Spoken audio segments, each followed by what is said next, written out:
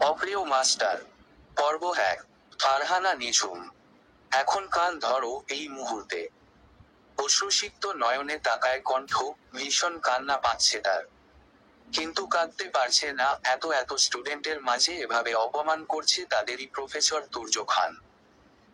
তার তো কোনো দোষী নেই এর মধ্যে, কিন্তু তবুও শাস্তিটাকেই পেতে হচ্ছে। ঘণ্টা খানেক আগের কথা, ক্লাসরুমে বসে ছিল রিয়া ও কণ্ঠ। হুট করেই ক্লাসে তাহিয়া এসে বলল, গাইস জানি না কি হয়েছে, বাট তুর্য স্যার আসছে কপালে, কিন্তু দুঃখ আছে বুঝে নাও। সোহা একটু বিরক্ত নিয়ে জিজ্ঞেস করে, নইয়ার কণ্ঠকে ডেকে পাঠিয়েছে, ও নাকি চিঠি দিয়েছে? তনিয়া এটাই বলল। সবাই আর চোখে তাকায় কণ্ঠের দিকে, ওদিকে ও কিছুই বুঝতে পারছে না কিসের চিঠি। ২-৩টে শুকনো ঢুক দিলে রিয়া। ব্ল্যাক শার্ট, তার উপর স্যুট পরে পকেটে হাত গুজে টান টান হয়ে দাঁড়ায় তুর্য খান। লোকটাকে দেখা মাত্র বুকের ভেতর ধ প্র ফ প্র করতে শুরু করেছে কণ্ঠের। কি জানি কি করেছে সে, কিন্তু যত দূর মনে পড়ছে কিছুই তো করেনি। ক্লাসরুমের প্রায় সব স্টুডেন্টের মধ্যমণি এখন তারা দুজনেই। সবাই উৎসুক হয়ে আছে জানার জন্য ব্যাপারটা কি। ওদের এক সাইডে তাহিয়া, রিয়া, সোহা দাঁড়িয়ে আছে। পকেট থেকে একটি চিরকুট বের করে এগিয়ে দেয় কণ্ঠের দিকে। তুর্য চুপচাপ দাঁড়িয়ে আছে। কণ্ঠ রাগান্বিত কণ্ঠে বলে উঠে, তুর্য ধরো। কণ্ঠ কাঁপা কাঁপা হাতে চিরকুটটা নিজের ডান হাতে নেয়। তুর্য আগের ন্যায় বলে উঠে, কি লেখা আছে এতে পড়ো। জিজ্ঞাসু দৃষ্টিতে তাকায় কণ্ঠ, তাকে পড়তে হবে। আশ্চর্য তো, বেছে বেছে তাকেই সিলেক্ট করতে হলো এটা পড়ার জন্য। কণ্ঠের কোনো ভাবান্তর নেই তা দেখে কিছুটা চিৎকার করেই বলে উঠে, তুর্য পড়তে বলেছি, পড়ো এটা। তুর্যের এখন ধমক খেয়ে চোখ ভরে গেল কণ্ঠের, তবুও কাঁপা হাত দিয়ে চিরকুট খুলে বড় সর ধাক্কা খায়। এটা তো তারই লেখা চিঠি, কিন্তু সে তো আরেকজনের জন্য লিখেছে। শুরু করো। থমকে যায় কণ্ঠ, এটাতে যা যা লেখা আছে সেগুলো পড়লে তার আর মানসম্মান থাকবে না। অশ্রুসিক্ত নয়নে আবার তাকায় কণ্ঠ তুর্যের দিকে, কিন্তু তুর্য একটু মায়া বা সহানুভূতি প্রকাশ করল না। চোখের ইশারায় বলল, চিরকুট পড়তে।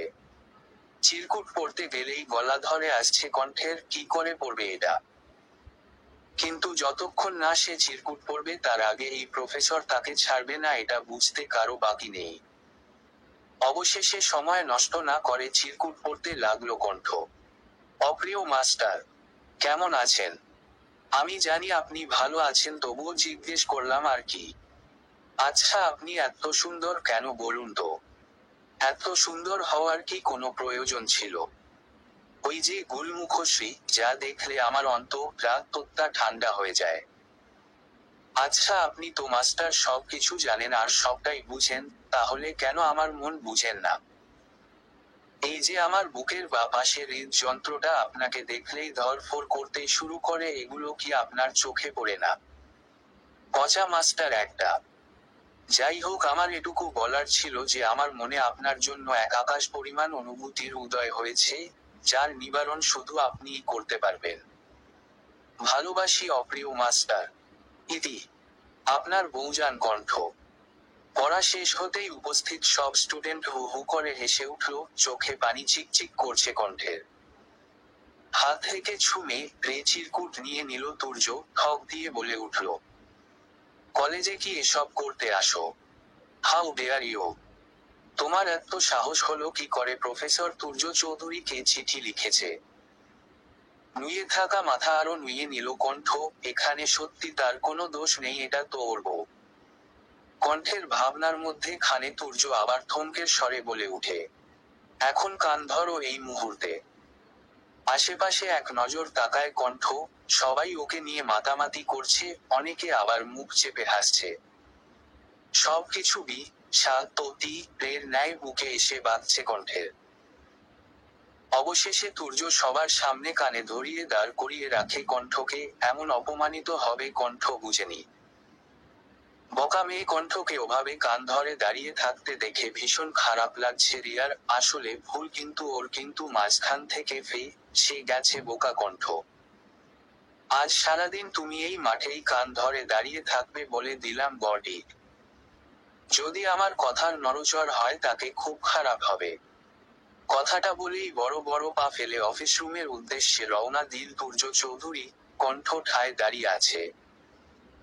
কলেজে পা রাখার পর থেকে দেখে আসছে এই প্রফেসরকে ওদের শুধু ছাত্রী আর শিক্ষকের সম্পর্ক নয়, সম্পর্কে বেয়াই ও বিয়ান হয়। তুর্য এর ছোট চাচার ছেলে সাফিনের সাথে বিয়ে ঠিক হয়েছে কণ্ঠের মামির মেয়ে নীলার সাথে। নবীন বরণ অনুষ্ঠান চলেছে কলেজে। সবে মাত্র কলেজে পা রেখেছে কণ্ঠ, রিয়া। সকাল সকাল ঘুমে কাদা হয়ে আছে কণ্ঠ আর তার সাথে রিয়াও। দুজনেই একই রুমে থাকে। হঠাৎ তড়িৎ গতিতে ঘুম থেকে উঠে বসে কণ্ঠ। দরজায় কড়া নাড়ছে আনিকা আহমেদ। শুকনো ঢুক গিলে নিল কণ্ঠ। দরজা খোলা মাত্র যেন আনিকা আহমেদ তাকে মা রতে আসবেন, কিন্তু দরজা না খুলেও তো কোনো উপায় নেই। অবশেষে কিঞ্চিত অনিয়ে গিয়ে দরজা খুলে দিল কণ্ঠ। হনহনিয়ে রুমে ঢুকে পড়ল আনিকা আহমেদ। গণি দৃষ্টি নিক্ষেপ করে কণ্ঠের দিকে। মাথা নুয়ে নেয় কণ্ঠ। আনিকা আহমেদ ক্ষিপ্ত কণ্ঠে প্রশ্ন করে কণ্ঠকে, তুই এখনো পড়ে পড়ে ঘুমাচ্ছিস? এই তুই যে আজ কলেজে যাবি তা কি মাথায় আছে? যাওয়ার আগে বাড়ির এত কাজ কে করবে? ভয়ে গুটিসুটি হয়ে দাঁড়িয়েছে কণ্ঠ। আনিকা আহমেদের চেঁচামেচি শুনে ঘুম থেকে উঠে পড়ে রিয়া। উঠেই নিজের মাকে এভাবে চেঁচাতে দেখে বিরক্ত প্রকাশ করছে সে।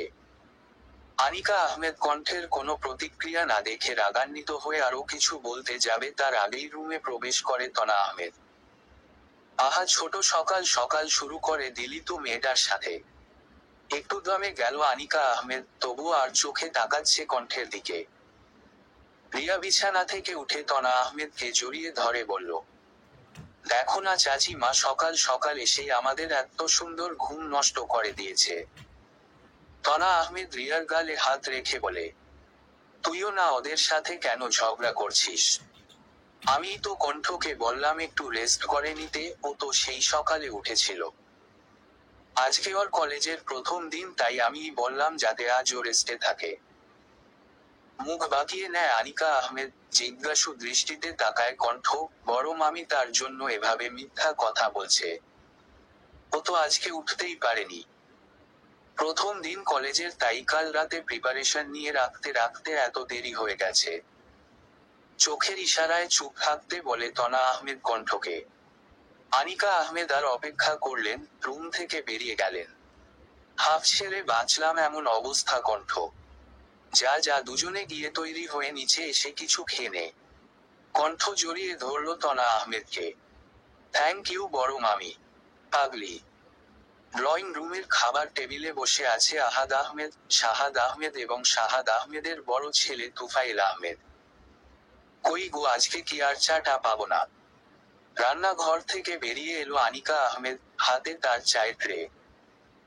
হাতে হাতে সবাইকে চায়ের কাপ তুলে দিলেন আনিকা আহমেদ।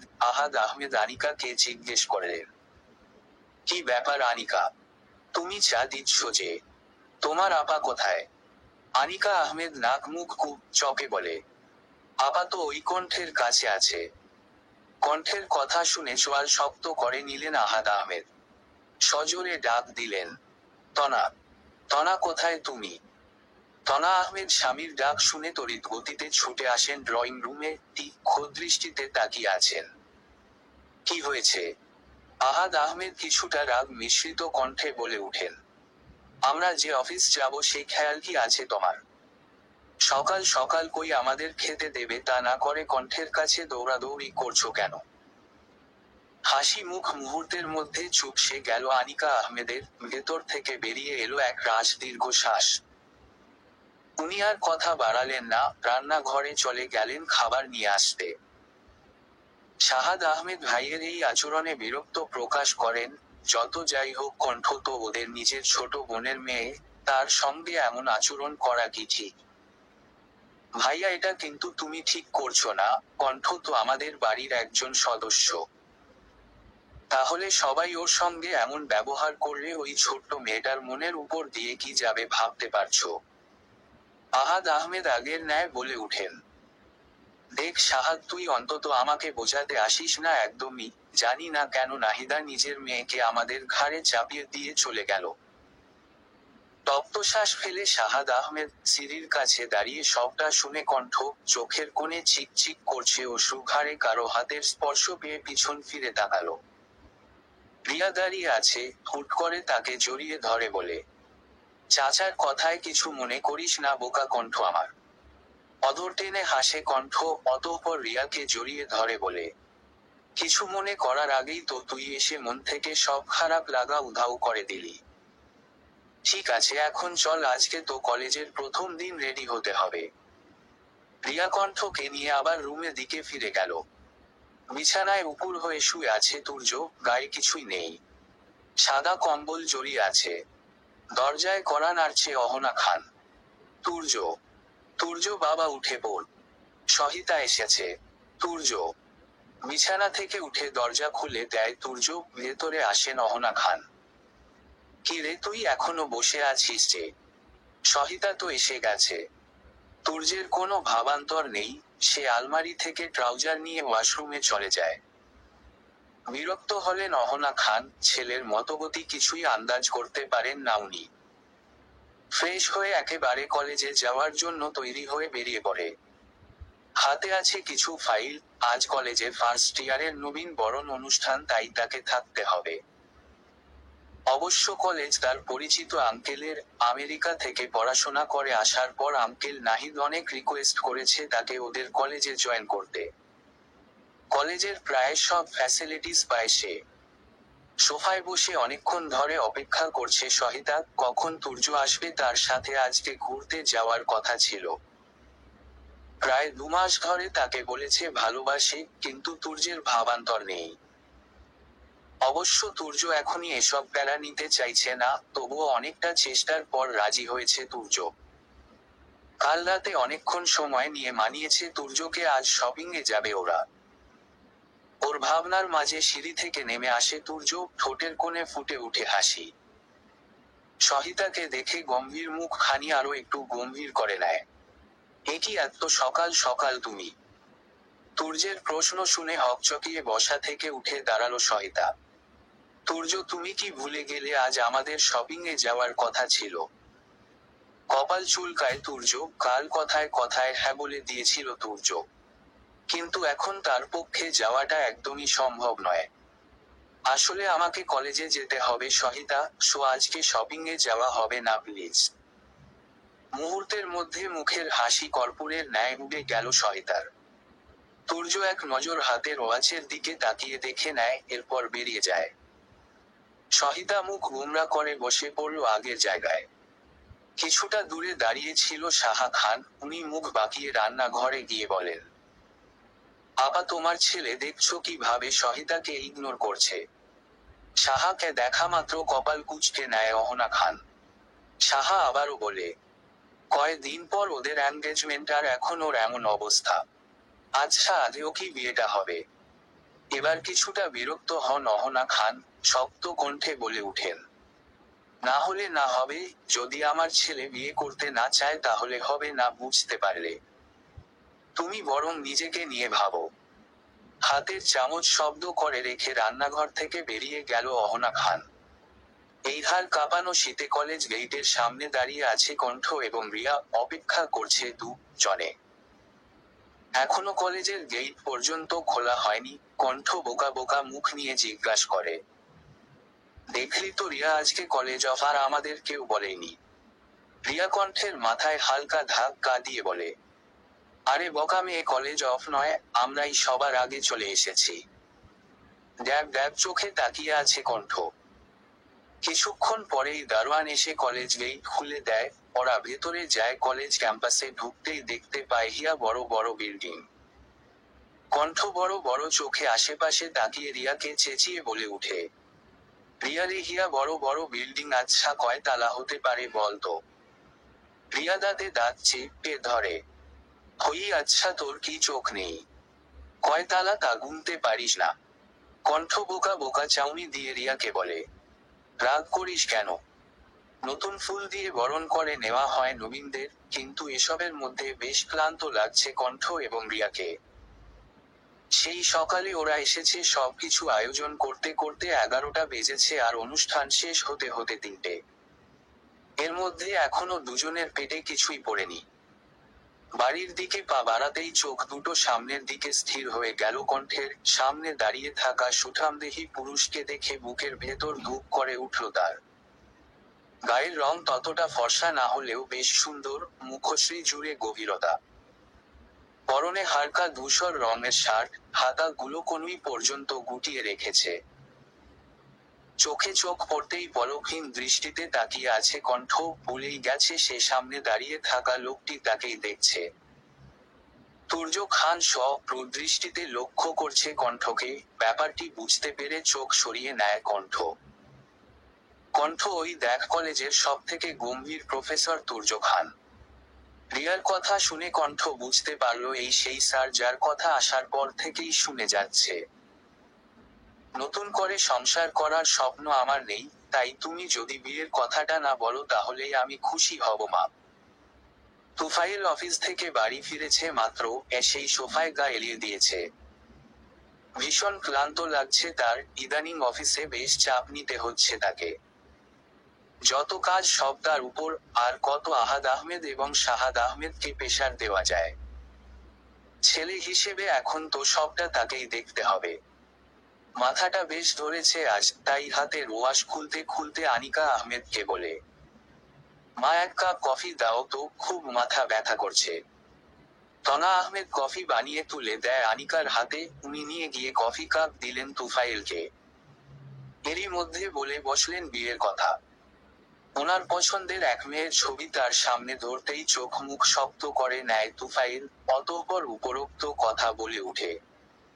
আনিকা আহমেদ তুফাইলকে বোঝানোর উদ্দেশ্য করে বলে, দেখ বাবা, জীবন তো আর থেমে থাকে না কারো জন্য। তোরও নেই হয়তো ওরও নেই, তাহলে তুই কেন মুভ অন করতে চাইছিস না? তাচ্ছিল্যের হাসি দেয় তুফাইল, কে বলছে এসব কথা? তারই মা। আচ্ছা, মায়ের জন্যেই তো আজ তার জীবন থমকে গেছে। তুফাইল ম্লান হেসে বলে, তুমি এই কথাগুলো বলছো মা? জানো আজকে আমার এই অবস্থার জন্য খানিকটা নয় পুরোপুরি দায়ী তুমি। আচ্ছা, বলতে পারবে কি দোষ ছিল আমার? নিশ্চুপ ভূমি, মায়ে মাথা নিচু করে নেয় আনিকা আহমেদ, তপ্ত শ্বাস ফেলে সুট হাতে তুলে সিঁড়ির দিকে এগিয়ে যায়। রুমে গিয়ে গা এলিয়ে দিল বিছানায়, চোখের কোণে থেকে গড়িয়ে পড়ল। চোখ দুটো বন্ধ করে নেয় তুফাইল, হাতে লাল রঙের বাহারি কাচের চুড়ি, ছম ছম আওয়াজ হচ্ছে। ফট করে বিছানায় উঠে বসে তুফাইল, কপালে জমা হয়েছে বিন্দু বিন্দু ঘাম। স্টাডি রুমে বসে অফিসের কিছু কাজ নিয়ে আলোচনা করছে আহাদ আহমেদ এবং শাহাদ আহমেদ। দুজনেই ভাবছে নেক্সট উইক তুফাইলকে কিছু প্রজেক্টের কাজে মালয়েশিয়া যেতে হবে হয়তো। চায়ের ট্রে নিয়ে হাজির হয় নীলা, দরজায় টোকা দিতেই আহাদ আহমেদ নীলাকে আসতে বলে।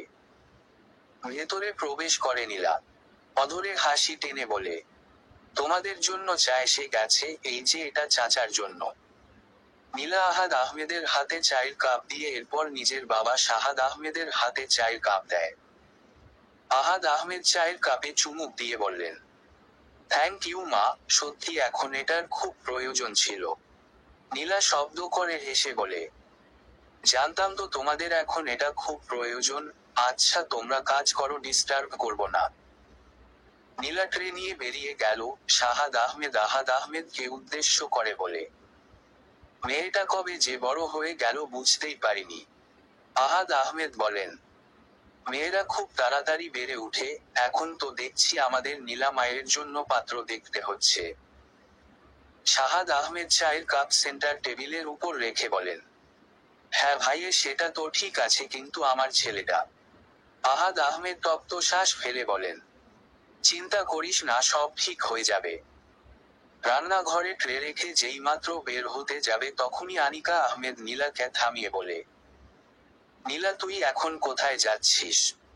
নীলা ম্লান হেসে বলে, মা আমাকে স্কুলে যেতে হবে, তুমি বোধহয় ভুলে গেছো। আনিকা আহমেদ রুকুটি করে বলেন, আমাদের কি কিছু কম আছে যে তোকে অন্যের চাকরি করতে হয়? বয়স তো কম হয়নি, 2 দিন পর বিয়ে দিতে হবে। আর তুই এখন বাইরে বাইরে টি করে ঘুরে বেড়ানো বন্ধ করবি না। নিচের দিকে তাকিয়ে তপ্ত শ্বাস ফেলে নীলা।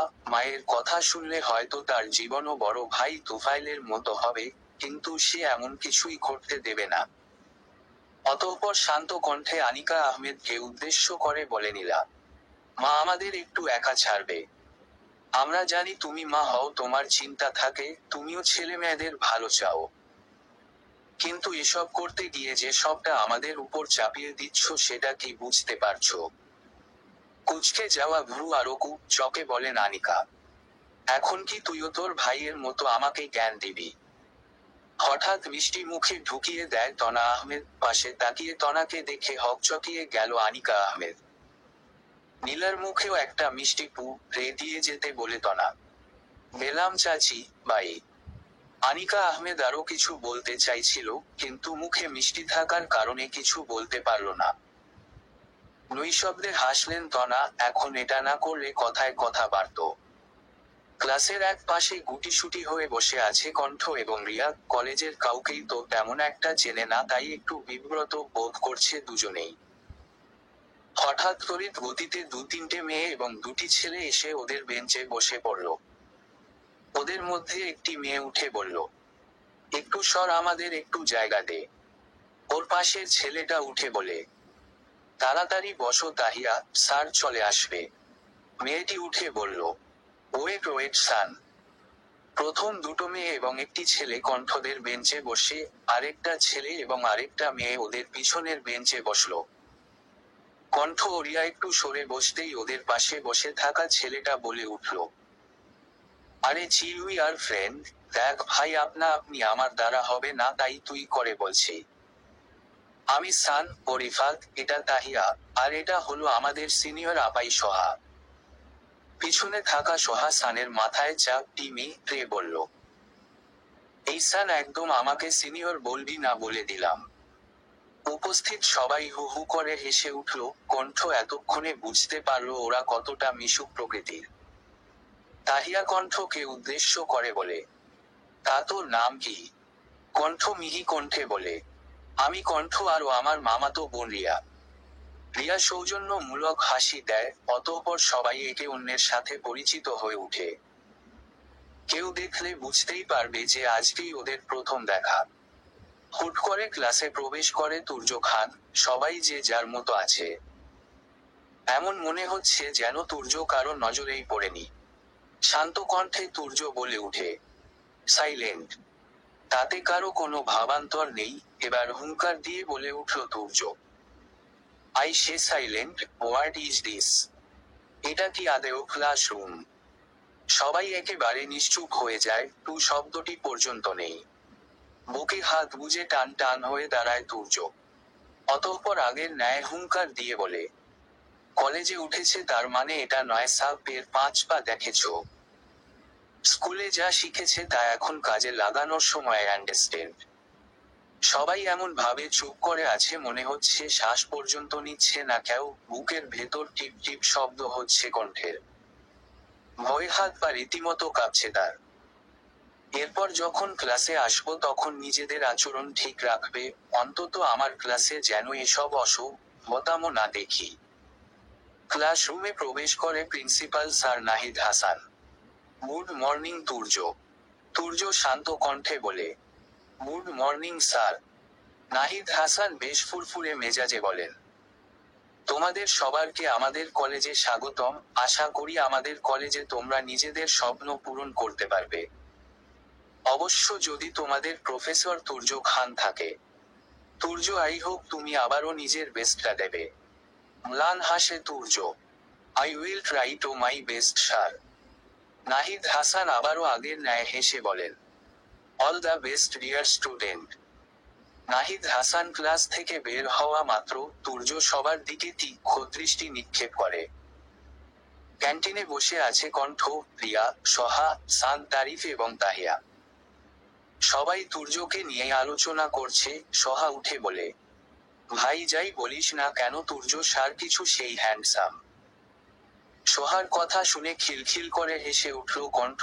ওর হাসির কারণ কেউই ধরতে পারল না, অতঃপর ভ্রুকুটি করে তাকিয়ে আছে সবাই ওর দিকে। তারিফ কণ্ঠকে উদ্দেশ্য করে বলে উঠে, এই কণ্ঠ তুই হাসলি কেন? কণ্ঠ ভীরু স্বরে বলল, আসলে তোমাদের কথা শুনে হাসি পেল। সান নাক মুখ কুপ চকে বলে, আচ্ছা তুই আমাদের তুমি করে বলছিস কেন সেটাই তো বুঝলাম না। আমরা তো তুই করেই বলছি। বাই এনি চান্স তুই কি আমাদের সাথে এখনো ফ্রি হতে পারিসনি? রিয়া ফিক করে হেসে বলে, ভাই আর বলিস না, এমনি প্রথম প্রথম এগুলো ভীতু স্বভাবের থাকে, বার কয়েকদিন গেলে ফ্রি হয়ে যাবে। ক্লাস চলাকালীন একটা শব্দ করার সাহস কেউ দেখালো না তুর্য খানের সামনে। সবাই নিশ্চুপ হয়ে বসেছিল। তুর্য যা কিছু পড়াচ্ছিল সবাই তা মন দিয়ে শুনছিল। যতক্ষণ পর্যন্ত তুর্য ক্লাস নিচ্ছিল ততক্ষণ বুকের ভেতর টিপ টিপ শব্দ হচ্ছিল কণ্ঠের। এই বুঝি ভুলবশত কিছু বলে ফেললো আর ক্লাস থেকে বের করে দিল তুর্য স্যার। এই তোদের দুজনের নাম্বার দে তো আমাদের গ্রুপে অ্যাড করে নেব। তাহিয়ার কথায় বাস্তবে ফিরে আসে কণ্ঠ। কিসের নাম্বার আর কিসের গ্রুপ? কণ্ঠ তাহিয়াকে জিজ্ঞেস করে, কিসের গ্রুপ? তাহিয়া উহু শব্দ করে। তারিফ ফোন দেখিয়ে বলে, এই যে আমাদের আড্ডা গ্রুপ, এখানে আমরা সবাই আছি। আমাদের যা কথা আছে প্রয়োজনীয় এখানেই বলি, যেমন ধর কারো নোট প্রয়োজন বা অন্য কিছু, তারপর পড়াশোনা সাজেশন এসব নিয়েও কথা হয়। কণ্ঠ মাথা নাড়ল। সান রিউ আমি এবং কণ্ঠের দুজনের নাম্বার নিয়ে গ্রুপ পেয়ে ড্র করে নেয়। গাড়ি নিয়ে বেরিয়ে যায় তুর্য খান। অতঃপর সোহা সবাইকে উদ্দেশ্য করে বলে, আচ্ছা আজকে কি আর তুর্য স্যারের ক্লাস নেই?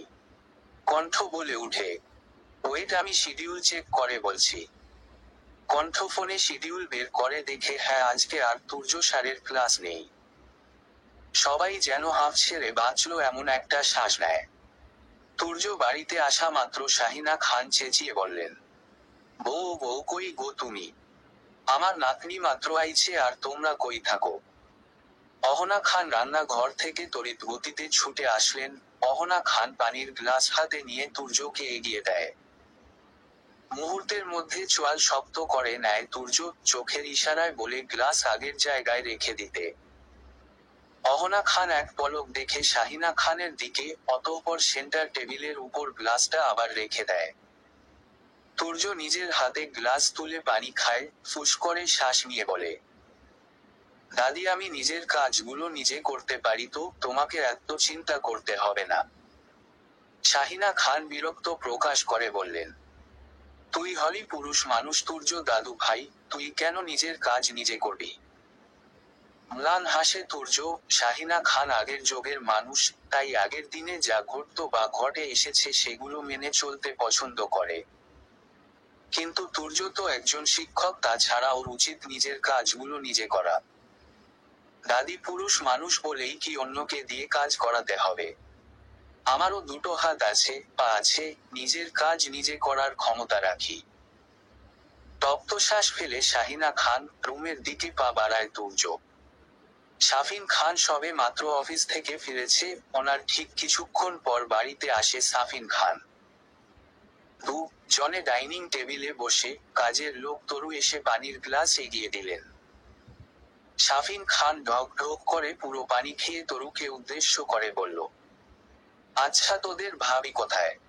তরু হাত মুছে বলে, ভাইয়া ভাবি তো উপরে বড় তুর্য স্যারের রুমে গেছে। ও আচ্ছা। তরু আবারও রান্নাঘরে গেল। সাফিন খান এবং সাফিন জনে আবারও অফিসের কাজ নিয়ে আলোচনা করতে শুরু করে। কিছু সময় পর নিচতলায় আসেন অহনা খান। তোমরা এসে গেছো? মাথা ঘুরিয়ে তাকিয়ে দেখে অহনা নিচে আসে, অতঃপর সব ফাইলগুলো নিয়ে ভেতরে রেখে আসতে যায় সাফিন। সাফিন একেবারে ফ্রেশ হয়ে আয়, আমি খেতে দিচ্ছি তোমাদের। সাফিন মাথা নাড়িয়ে ভেতরে চলে গেল। সাফিন খান কপালে জমে থাকা ঘাম হাতের উল্টো মুছে বলল, অহনা খান হঠাৎ স্বামীকে এমন চিন্তিত দেখে বলেন, কি গো তোমার হঠাৎ কি হয়েছে? সাফিন ভাঙা কণ্ঠে বলে, বলো না আর শরীরটা ভালো লাগছে না।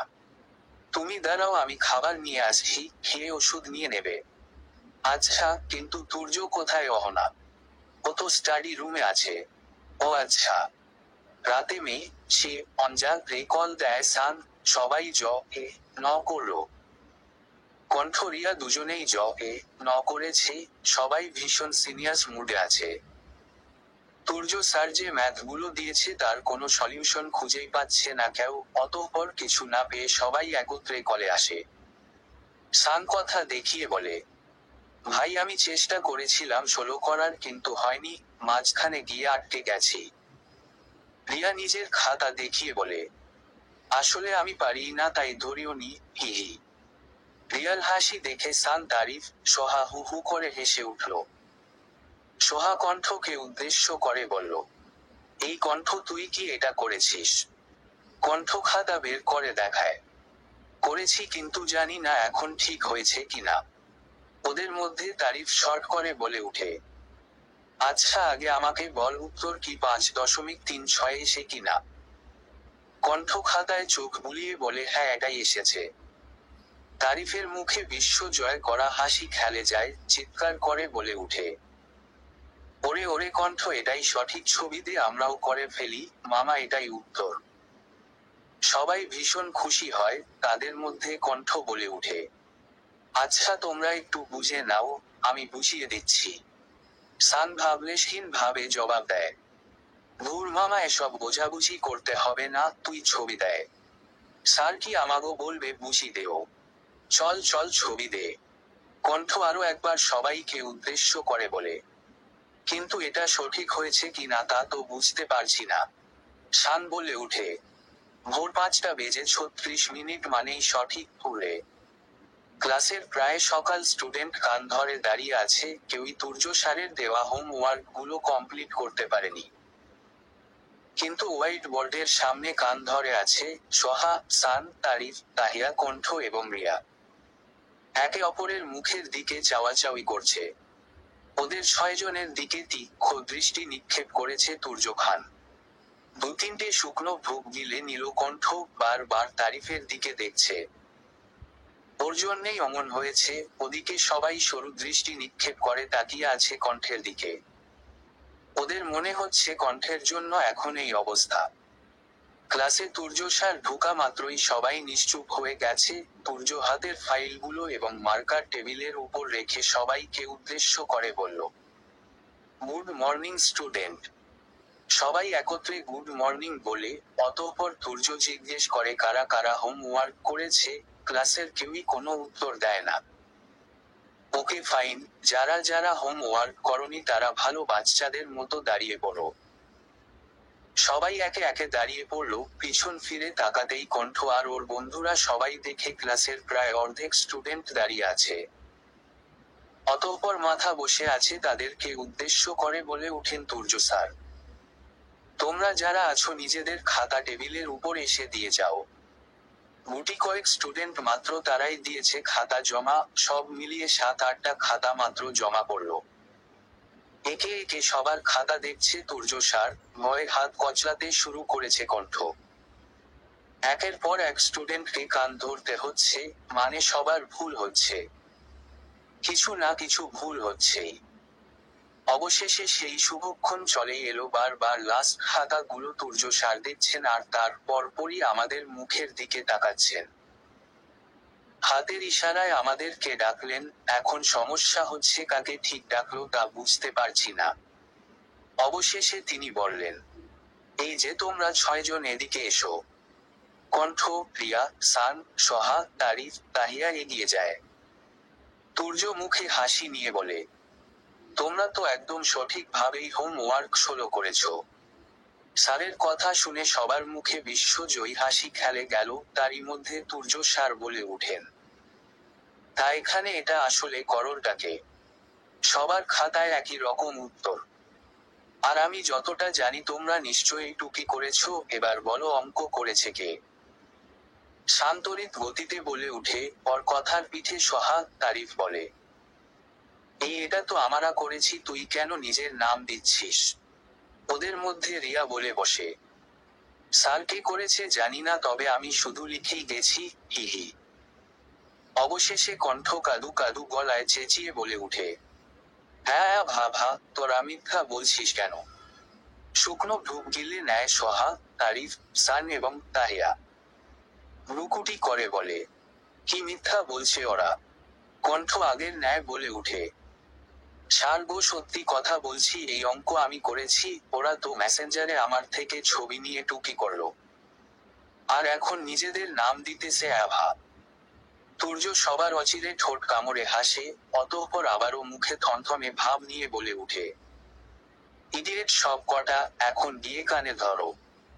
একে অপরের মুখ চাওয়াচাওয়ি করছে কণ্ঠ আর ওর বন্ধুগণ। তাহিয়া কাপা কণ্ঠে জিজ্ঞেস করে, স্যার আপনি যে বললেন আমাদেরটা হয়েছে, তাহলে কানে ধরবো কেন স্যার? তুর্য বসা থেকে উঠে দাঁড়ালো, বুকে হাত গুজে টান টান হয়ে দাঁড়ায়, অতঃপর বলে, লাস্ট 5.36 হলেই কি অঙ্ক কারেক্ট? সিরিয়াসলি? সবাই তীক্ষ্ণ দৃষ্টি নিক্ষেপ করে কণ্ঠের দিকে, বেচারি বোকা বোকা চাউনি দেয়। অবশেষে কান ধরে দাঁড়িয়ে থাকতে হলো সবাইকে। স্কুল থেকে বাড়ি ফেরার পথে নীলা দেখলো সাফিন গাড়ি নিয়ে দাঁড়িয়ে আছে। সাফিনকে দেখা মাত্র চোখ দুটো চিকচিক করে উঠল নীলার, ধীর গতিতে এগিয়ে যায় তার দিকে। সাফিন, তুমি এখানে হঠাৎ আসবে বললে না যে? সাফিন অধর চৌড়া হাসি দিয়ে বলল, আমার প্রেয়সীর সাথে দেখা করতে বুঝি বলে কয় আসতে হবে। ম্লান হাসে নীলা, কথার পিঠে বলে উঠে, প্রেয়সী তো শুধু মুখে মুখেই, ঘরে নেওয়ার কোনো চেষ্টাই নেই। নীলার ডান হাত মুঠো করে ধরে, খুব তাড়াতাড়ি নিয়ে আসবো, আর কিছু দিন অপেক্ষা করো। মুখে অভিমান নিয়ে বলে উঠল নীলা, না আর অপেক্ষা করতে ভালো লাগছে না। অধর টেনে হাসলো সাফিন, মেয়েটা বড্ড বেশি মায়াবী, শুধু মায়াবী বললে ভুল হবে। সুন্দর মনের মানুষ, যাকে এক নজরে ভালো লেগেছিল। কি হলো, কি ভাবছো? সাফিন নীলার কথায় কিছুটা ধাতস্থ হয়ে জিজ্ঞেস করে। যাবে? নীলা বলে, কোথায়? সাফিন ধরে থাকা নীলার হাত আরো শক্ত করে ধরে বললাম, আমি যেখানে নিয়ে যাব। নীলা স্মিত হেসে মাথা নাড়িয়ে সম্মতি জানালো, অতঃপর সাফিন নীলা দুজনেই রওনা দিল অজানা গন্তব্যের উদ্দেশ্যে। রান্নাবান্না শেষ করে সবে মাত্র সোফায় বসেছে কণ্ঠ, ভীষণ ক্লান্ত লাগছে তার। আজ তনা মামি না থাকায় তাকেই সবটা করতে হয়েছে। ওদিকে আনিকা আহমেদ তাকে সকাল থেকে হুকুমের উপর হুকুম করেই চলেছে। একটুও পড়ার সময় পায়নি সে। ড্রয়িং রুমের ফ্যান ছেড়ে বসে পড়ল কণ্ঠ। যা গরম পড়েছে তাতে বেশিক্ষণ গ্যাসের কাছে থাকলে সে সেদ্ধ হয়ে যাবে। শীত আসার আগে বেশ গরম লাগে, এরা তো আর কিছু দিনের মধ্যেই শীত পড়বে। দেয়ালের দিকে তাকিয়ে ওয়াল ঘড়িতে চোখ পড়ল, 6টা বেজে গেছে। হঠাৎ কেউ কলিং বেল বাজলো, উঠে গিয়ে দরজাটা খুলে দিতেই দেখলাম আহাদ আহমেদ এমন শাহাদ আহমেদ এসেছেন। একটু সরে গিয়ে ওদের ভেতরে আসার জায়গা করে দিলাম। আহাদ আহমেদ এক নজর দেখে নিল কণ্ঠকে, নিশ্চুপ ভূমি মায়ে দাঁড়িয়ে আছে কণ্ঠ। আহাদ আহমেদ এবং শাহাদ আহমেদ গিয়ে সোফায় বসে পড়লেন। শাহাদ আহমেদ কণ্ঠকে ডেকে বলে, কণ্ঠ মা, এক গ্লাস ঠান্ডা পানি দে তো। কণ্ঠ রান্না ঘরের দিকে যায়, ফ্রিজ থেকে দুজনের জন্য ঠান্ডা পানি নিয়ে আসছে। তার মধ্যে আহাদ আহমেদ তনা আহমেদকে ডেকে বলে, তনা, এই তনা কোথায় তুমি? বড় মামি বাসায় নেই বড় মামা।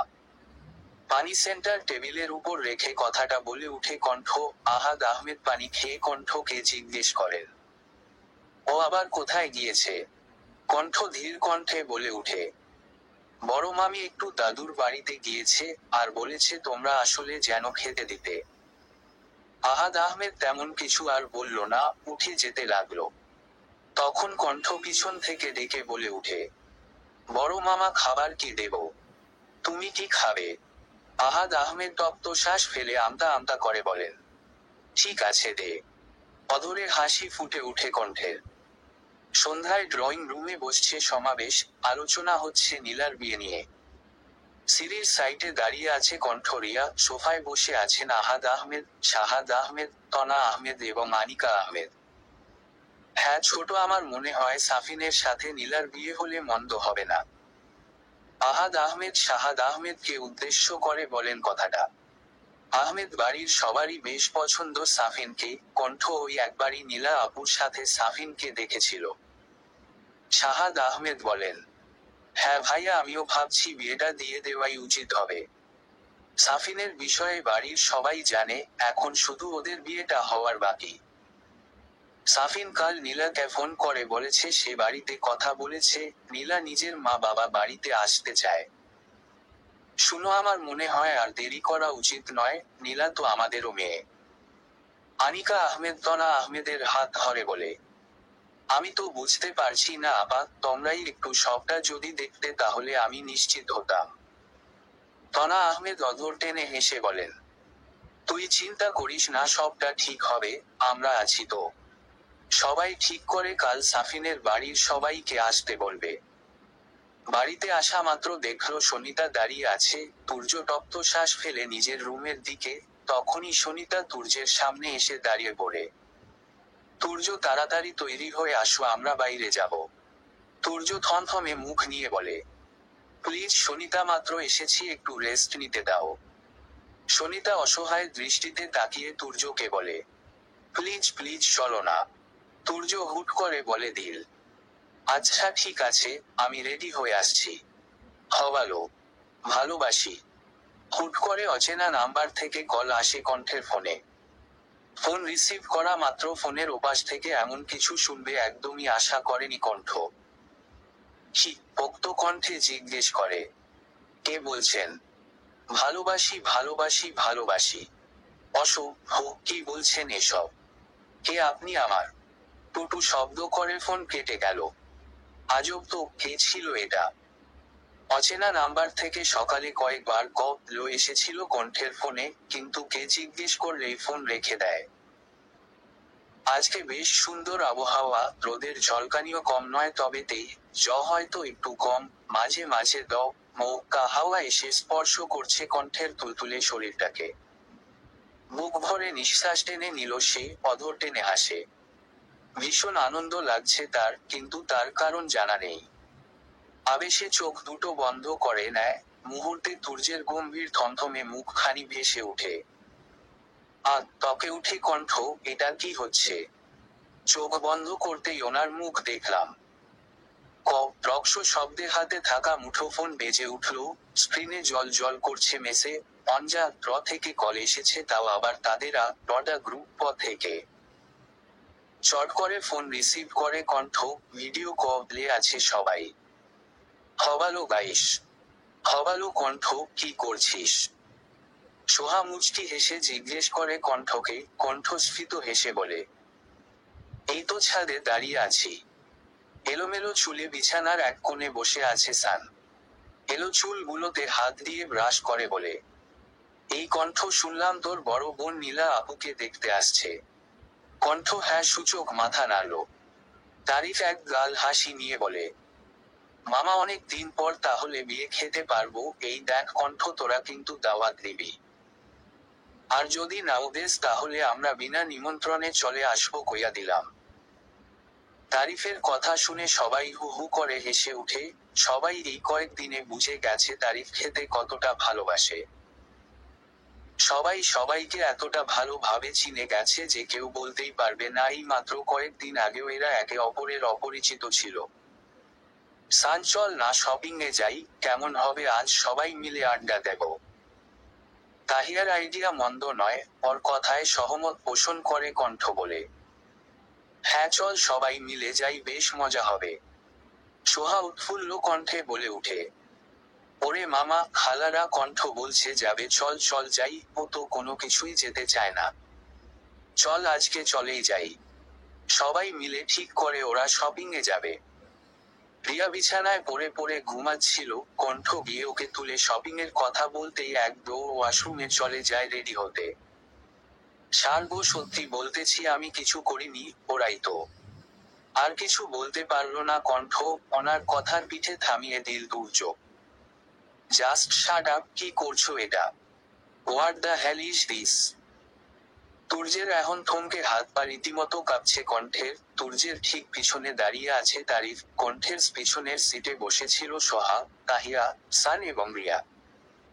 আচমকা এমন একটা পরিস্থিতিতে পড়তে হবে আন্দাজ করতে পারেনি কণ্ঠ। রেস্টুরেন্টে বসে ছিল কণ্ঠ এবং ওর ফ্রেন্ডরা, পুরো রেস্টুরেন্ট বুক করেছে তারা। শপিং শেষে মাত্র রেস্টুরেন্টে বসেছে ওর, এর মধ্যে তাহিয়া একটু ওয়াশরুমে গেছে, সান সবাইকে একসঙ্গে করে বলে, গাইস তোদের জন্য একটা গুড নিউজ আছে একটা। সবাই সানের দিকে জিজ্ঞাসু দৃষ্টিতে তাকায়। সান নিজের 32 দাঁত দেখিয়ে বলে, আজ তাহিয়ার বার্থডে আর এই খবর এই মাত্র ফেসবুক থেকে জানলাম। সবাই বেশ এক্সাইটেড হয়ে উঠল তাহিয়ার জন্মদিনের কথা শুনে, মুহূর্তের মধ্যে প্ল্যান করে ফেলে। রেস্টুরেন্টের ম্যানেজারকে বলল তাড়াতাড়ি সবটা একটু গুছিয়ে দিতে, একটা বড় সর কেক অর্ডার করে ফেলে। কিছুক্ষণ পর তাহিয়া আবার ফিরে আসে। হঠাৎ রেস্টুরেন্টের ভেতরে এসে দেখে কেউই নেই, ব্লকে যায় তাহিয়া। কণ্ঠ, সান, রিয়া, এই তারিফ, সহা কই তোরা? হঠাৎ হ্যাপি বার্থডে বলে আড়াল থেকে বেরিয়ে আসে সবাই। তাহিয়া ভীষণ খুশি হয়ে যায়, সত্যি ভাবতে পারেনি তাকে এভাবে সবাই উইশ করবে, ভাবেননি সে। শপিং শেষে রেস্টুরেন্টে যাওয়ার জন্য বায়না ধরেছে সহিতা, খুবই বিরক্ত লাগছে তুর্যের। একে তো গরম, তার উপর এভাবে কি থাকা যায়। অবশেষে রেস্টুরেন্টে যাওয়ার জন্য রাজি হয়। এক গাদা কেক নিয়ে ছুটে যায় কণ্ঠের দিকে সান, মুখে পুরো লেপ্টে দেয় তার। সবাই ওকে দেখে হু হু করে হেসে উঠল। এই কণ্ঠ, তুই দিতে পারিস না? এই নে সসের বোতল। কণ্ঠ যেই সসের বোতল ওর উপর ছুঁড়ে দিতেই সরে যায় সান, ভেতরে প্রবেশ করছিল তুর্য। বিশ্রীভাবে সবটুকু সস দিয়ে তুর্যের ধোপে সাদা শার্টকে লালে পরিণত করে। চোখ মুখ শক্ত করে নেয় তুর্য। হঠাৎ ওর আগমনে ঠোঁট দুটো কিঞ্চিত ফাঁক হয়ে গেল কণ্ঠের। অগ্নি দৃষ্টি নিক্ষেপ করে তুর্য কণ্ঠের দিকে। সবাই বসা থেকে উঠে দাঁড়ালো। সবারই যেন তুর্যকে দেখে হাঁটু কাঁপছে। কণ্ঠ 2-3টে শুকনো ঢোক গিলে কাপা গলায় বলে উঠে, স্যারও সত্যি মশারি। আমি জানতাম না আপনি হঠাৎ করে এভাবে চলে আসবেন। সহিতা নাক মুখ কূপ চকে তাকায় কণ্ঠের দিকে, বিরক্ত নিয়ে বলে উঠে, এই মেয়ে এটা কি ধরনের অসভ্যতা? কি করলে এটা? পুরো শার্ট নং রা করে দিলে। সরি ম্যাম, আমি তো ইচ্ছে করে করিনি, ওদের সাথে মজা করছিলাম, তখন হঠাৎ এমন হয়ে গেছে। এই তোরা বল না। কণ্ঠ পিছনে তাকিয়ে দেখে একটাও নেই, সবাই ওকে ফেলে উধাও হয়ে গেছে। সব কটা হারামি আমারে ফেলে চলে গেল। হ্যাঁ, এখন আমি কি করব? স্যার এমন ভাবে তাকিয়ে আছে, এক্ষুনি কাচাচ্ছি, বিয়ে খাবে। আল্লাহ গো, এইবার বাঁচিয়ে দেন, পাক্কা একদম প্রমিস করছি আর কোনো দিন এমন হবে না। মনে মনে আল্লাহকে ডাকছে কণ্ঠ, আর ইচ্ছে মতো গালাগালি ফিক্কা মা রোছে। এই তোমরা কি পাবলিক প্লেসেও এমন করো? এমন করি মানে?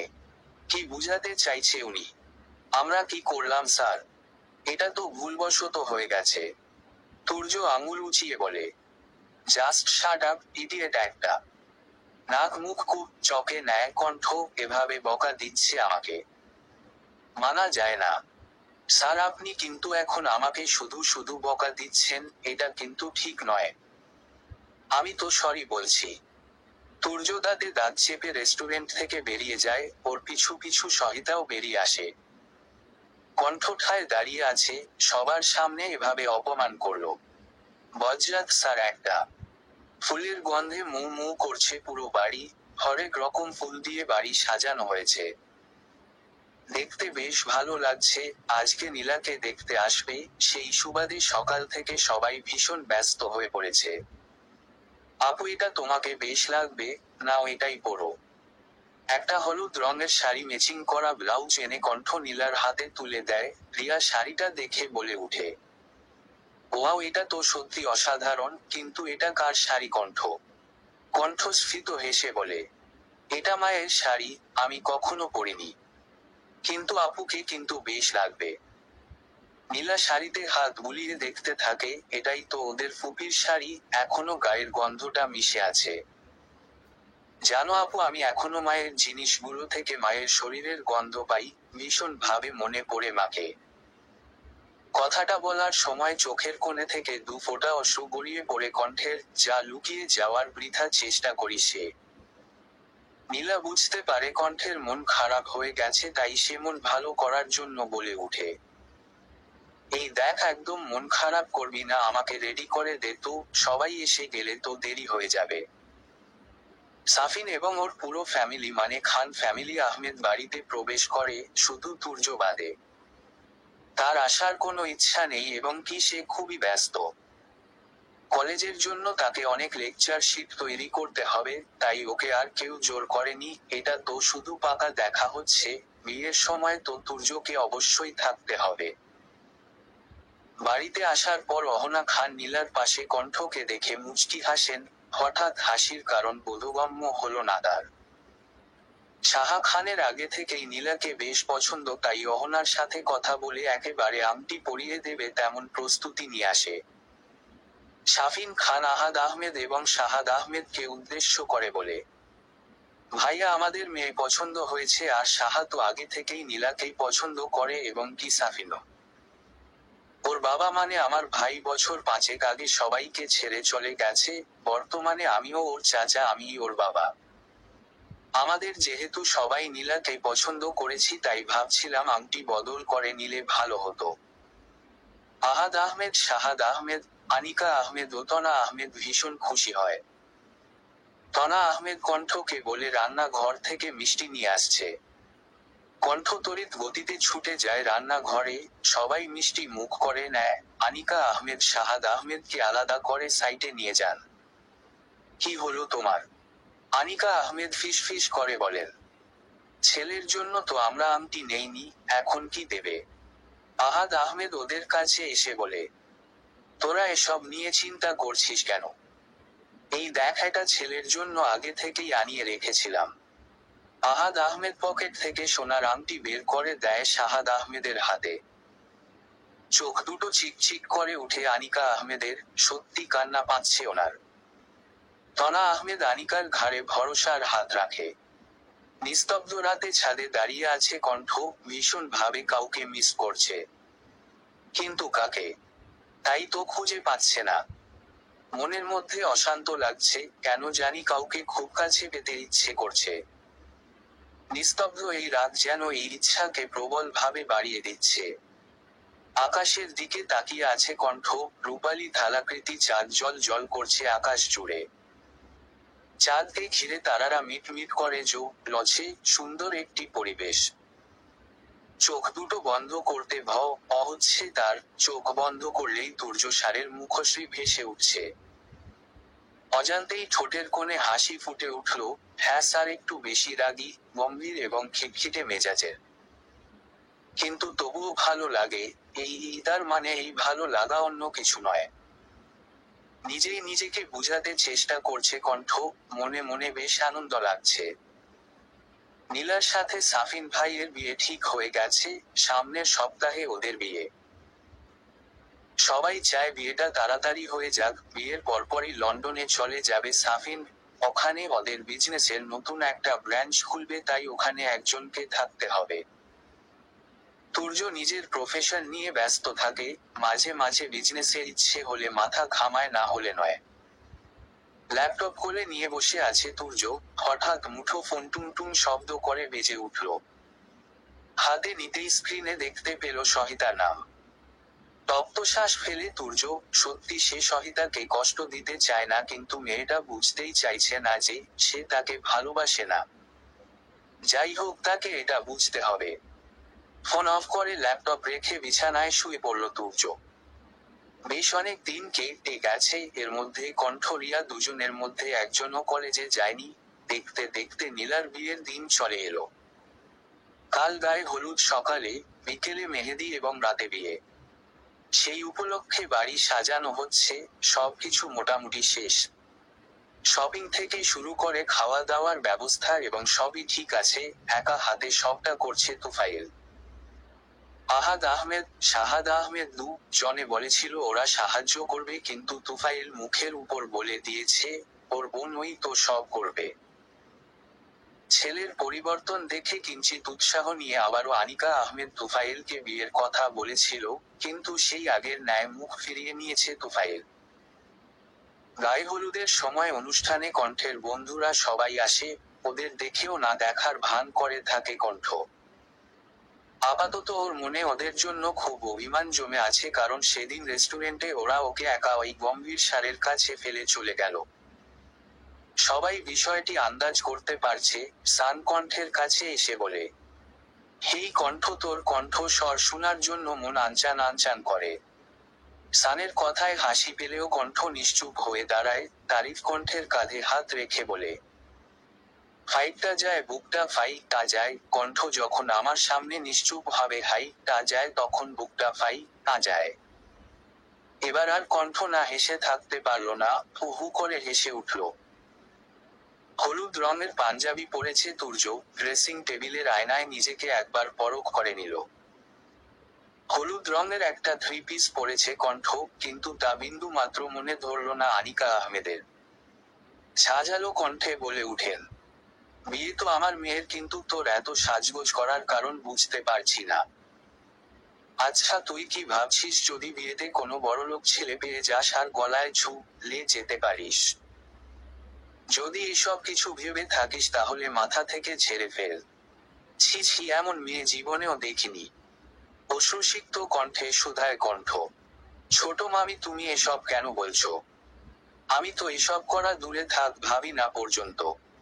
অনিকা আহমেদ ফির আগের ন্যায় ঝাঁঝালো কণ্ঠে বলে, চুপ কর, তোকে চেনা হয়ে গেছে আমার, তাই এসব না আমার সামনে করিস না। বড় বড় পা ফেলে চলে গেল আনিকা আহমেদ, কিন্তু বিহীন খ ত করে গেল কণ্ঠের ছোট হৃদয়কে। কষ্টে বুকটা ভারী হয়ে উঠেছে তার, আঁখি যোগল থেকে গড়িয়ে পড়ল দু ফোঁটা অশ্রু, কিন্তু তা সবার অগোচরে রয়ে গেল। খানিকটা দূরে দাঁড়িয়ে সবটা দেখল সোহাগ, তারিফ, সানমো, তাহিয়া। হতবাক হয়ে যায় চারজন। রিয়ার কাছ থেকে সবকিছু জেনেছে কণ্ঠের সম্পর্কে, তবে সত্যি যে তার সাথে এমন আচরণ করা হয় কশ্চিনকালেও কেউ কল্পনা করতে পারেনি। স্যারও আবার আপনি? হ্যাঁ, সত্যি বিশ্বাস করুন, এই যে মাথা ছুঁয়ে বলছি, আমি ইচ্ছে করে কিচ্ছু করিনি। তীক্ষ্ণ দৃষ্টিতে তাকিয়ে আছে তুর্য, পাঞ্জাবিতে হলুদের দাগ স্পষ্ট জল জল করছে।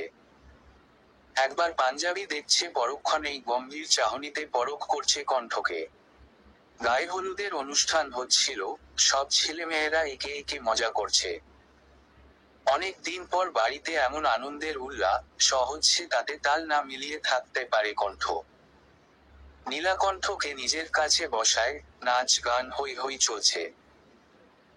ছোটদের মধ্যে থাকতে চায় না বড়রা, তাই ওরা ড্রয়িং রুমে চলে আসে। ওদিকে বাগানে সবাই নিজেদের মধ্যে আনন্দ করতে মত্ত।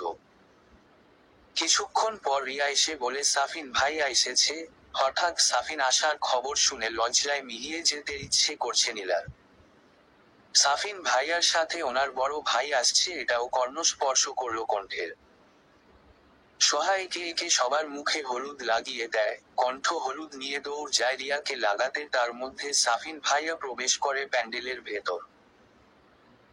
কণ্ঠকে আসতে দেখে সরে যায় সাফিন, পিছন দিয়ে ঢুকছিল তুর্য, প্রবল বেগে ছুটে আসছিল কণ্ঠ, যার দরুন সামনে কে ছিল তা আন্দাজ করতে পারল না। হুমড়ি খেয়ে সামনের লোকটির উপর পড়ে গেল, ফলস্বরূপ হাতের সবটুকু হলুদ তুর্যের পাঞ্জাবিকে হলুদ রঙে ডেকে দেয়।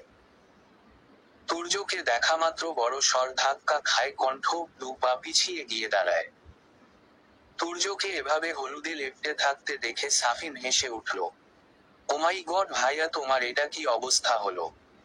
বাই দা ওই কণ্ঠ, তাহলে আমার ভাইয়া তোমার সার হয়? সাফিনের কথায় আর বুঝতে বাকি রইল না কণ্ঠের জেইনি হলেন ওর হবু বেয়াই। হেঁচকি ওঠা শুরু হয় কণ্ঠের। ওদিকে কণ্ঠের বন্ধু মহলের একই অবস্থা, এক প্রকার হাঁটু কাঁপছে ওদের। কণ্ঠ আর দাঁড়াতে পারল না, জ্ঞান হারিয়ে মাটিতে লুটিয়ে পড়তেই যাবে, শক্ত পোক্ত বলিষ্ঠ হাতে আগলে নেয় তুর্য।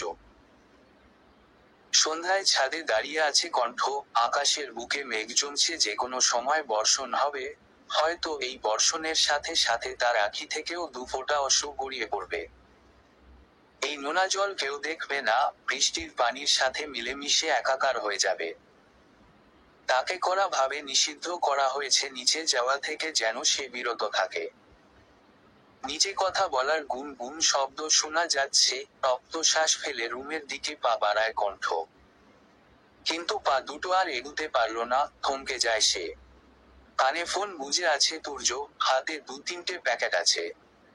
প্যাকেটগুলো সামলাতে পারল না সে, আঙুলের ইশারায় কণ্ঠকে কাছে ডাকে। শুকনো ঢুক গিলে কণ্ঠ ধীর পায়ে এগিয়ে যায়, কিঞ্চিত দূরত্ব রেখে দাঁড়ায়। হাতের ব্যাগগুলো কণ্ঠের হাতে ধরিয়ে দেয় তুর্য, অতঃপর ফোনে কথা বলতে বলতে নিচে চলে যায়। বকার মতো দাঁড়িয়ে আছে কণ্ঠ, এটা কি হলো? এগুলো কিসের প্যাকেট? ফুল দিয়ে নতুন বউকে বরণ করে ঘরে তুলে নিয়েছেন সাহা খান, ওনার পাশে দাঁড়িয়ে আছে অহনা খান। লাল রঙের শাড়ি পরিহিত টুকটুকে বউ সেজে সাফিনের হাত ধরে খান বাড়িতে প্রবেশ করে নীলা। এক নতুন জীবনের সূচনা হবে, নতুন করে নিজেকে সাজিয়ে তুলবে, আর এই জীবনে সাফিন নামক পুরুষ তার পাশে থাকবে। তত্ত্ব। কলেজের ক্যান্টিনে ঠায় বসে আছে কণ্ঠ, সোহা, রিয়া, তাহিয়া, সান, তারিক, কেউ কিছু বুঝতে পারছে না। কারো কপালে হাত তো বা কারো গালে হাত দিয়ে বসেছে। বারবার একে অপরের মুখ চাওয়াচাওয়ি করেছে, নীরবতা বিরাজ করছে সবটা জায়গা জুড়ে। নীরবতা ভেয়ে অঙ্গে অবশেষে কণ্ঠ বলে উঠল, এই এখন কি হবে? এখানে তো এখন তুর্য স্যার আমাদের বেয়াই হন। সান ভাবলেশহীন ভাবে বলল, হা হা, বেয়াই হয় তোদের দুই বোনের, আমাদের নট, আমরা বাইচা গেছি।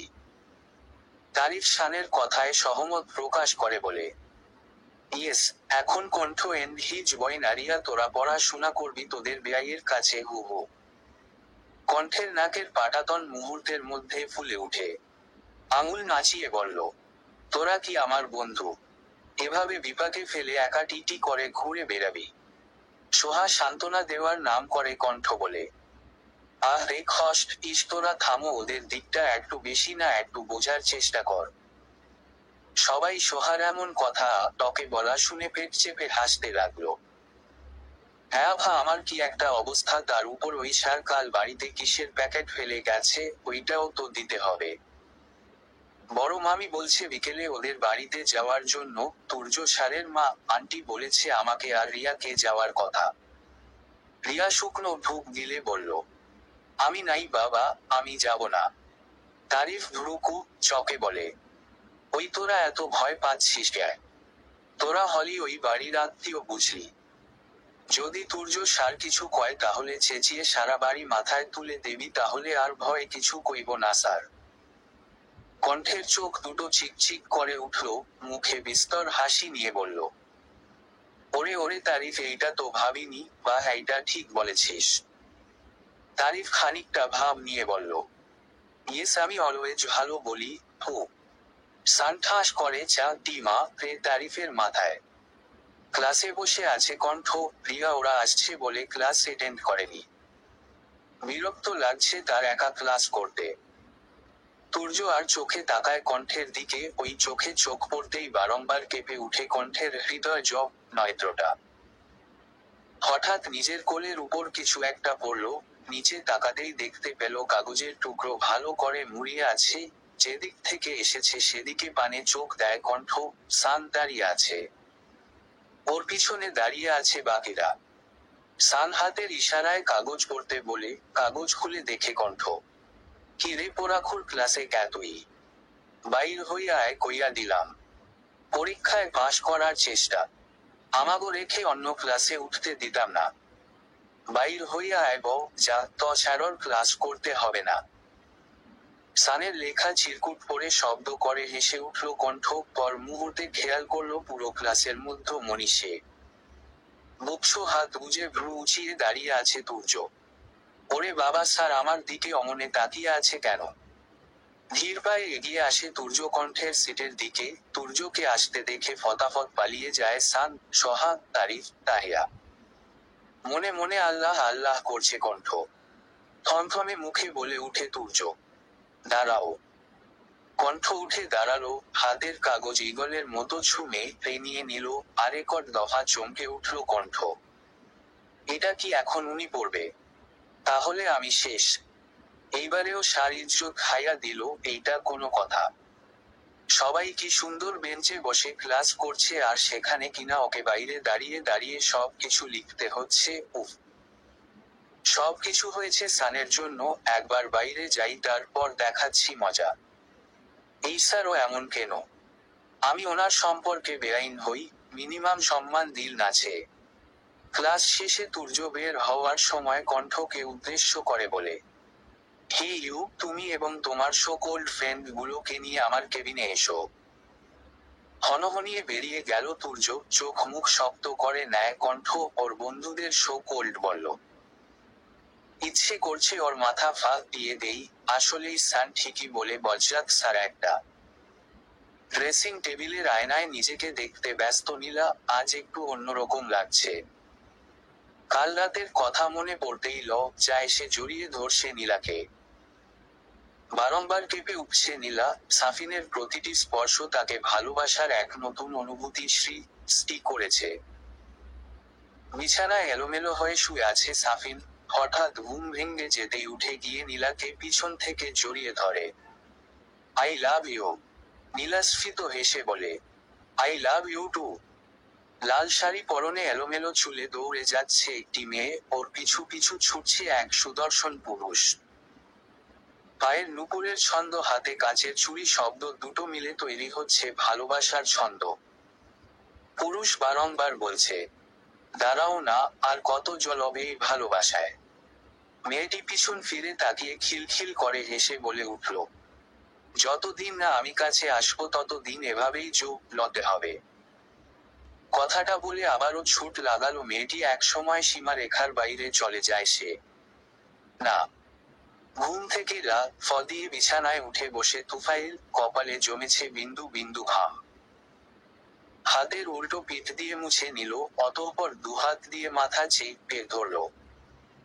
কিছুক্ষণ বসে থেকে উঠে ওয়ার্ডরোব থেকে টাওয়াল নিয়ে ওয়াশরুমে চলে যায়। বাড়ি ফিরতেই তনা আহমেদ তারা দিল কণ্ঠ রিয়া দুজনকে, তোদের পই পই করে বারণ করেছি আজকে কলেজে যেতে হবে না, তবুও কথা শুনিস না। কথাগুলো বলতে বলতে হাতের কলেজ ব্যাগ নিয়ে অন্য প্যাকেট ওদের হাতে ধরিয়ে দেয় তনা আহমেদ। কণ্ঠ ভীষণ উৎসাহ নিয়ে জিজ্ঞাসা করে, এটাতে কি আছে মামি? আনিকা আহমেদ কথার পিঠে বলে উঠেন, ওদের বাড়িতে যাচ্ছিস তাই এইটা দিছে আপা, তার মানে এটা নয় এখন এটা নিয়ে ঢং করতে হবে। মুহূর্তের মধ্যে সব খুশি কর্পূরের ন্যায় উবে গেল। মাথা নিচু করে চুপচাপ দাঁড়িয়ে রইল সে। রিয়া নিজের মায়ের কথায় পাত্তা না দিয়ে বলে, মায়ের এই কথাগুলো পাত্তা দিস না, মা তো হুদাই সারাদিন বক বক করে। মুহূর্তের মধ্যে নাকের পাটাতন ফুলে উঠে আনিকা আহমেদের, মেয়ে কিনা তার কথা পাত্তাই দিল না। কি বললি? আমি সারা দিন হুদাই বক বক করি? রিয়া দাঁত দেখিয়ে বলল, হ্যাঁ। এটা বলেই ছুটে দোতলায় চলে গেল। রান্নাবান্না প্রায় শেষ, বাড়িতে অতিথিদের আপ্যায়ন করতে হবে, আজ অনেক কাজ আছে। অনেকেই নতুন বউ দেখতে আসবে, সেই সুবাদে কাজ চলছে। অহনা খান অনেকবার নীলাকে জিজ্ঞেস করেছে কণ্ঠ কখন আসছে। কণ্ঠকে নিয়ে অহনা খানের এত আগ্রহ দেখে কিছুটা আন্দাজ করতে পারছে নীলা। ড্রেসিং টেবিলের সামনে দাঁড়িয়ে নিজেকে দেখতে ব্যস্ত তুর্য, অজান্তেই ঠোঁটের কোণে মৃদু হাসির রেশ দেখা যাচ্ছে। হাতে ব্র্যান্ডেড ঘড়িটা পরে বাইরে গেল। বাইরে যেতেই চোখ দুটো আটকে গেল আকাশি রঙের সিল্কি জামা পরিহিত মেয়েটিকে দেখে। ঠোঁটে হালকা লাল লিপস্টিক, হাতে গুটি কয়েক নীল রঙের চুড়ি, অপরূপ সৌন্দর্য ছড়িয়ে দিচ্ছে সে।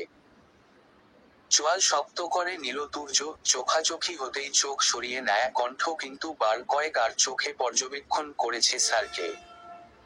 শুধু সুদর্শন বললে ভুল হবে, সুদর্শন সুপুরুষ। ধূসর রঙের শার্ট পরেছে, কেউ কি করে এতটা সুন্দর হয়? হয়তো স্যারকে না দেখলে বুঝতেই পারতাম না। নানা কথা ভাবছে কণ্ঠ, তার মধ্যে অহনা খান এসে কণ্ঠের হাত ধরে বললেন, তুমি এসেছো। কণ্ঠকে দেখে কুশল বিনিময় করল অহনা খান। সাহা খান দূরে দাঁড়িয়ে সবটা দেখছেন। অনুষ্ঠান শেষ পর্যায়ে বাড়ি যাওয়ার জন্য বায়না করছিল কণ্ঠরা, কিন্তু তার মধ্যে অহনা খান সাফ সাফ না করে দিলেন আজ ওদের যেতে হবে না। অবশেষে জোরপূর্বক ভাবে থাকতে হলো কণ্ঠ ও রিয়াকে।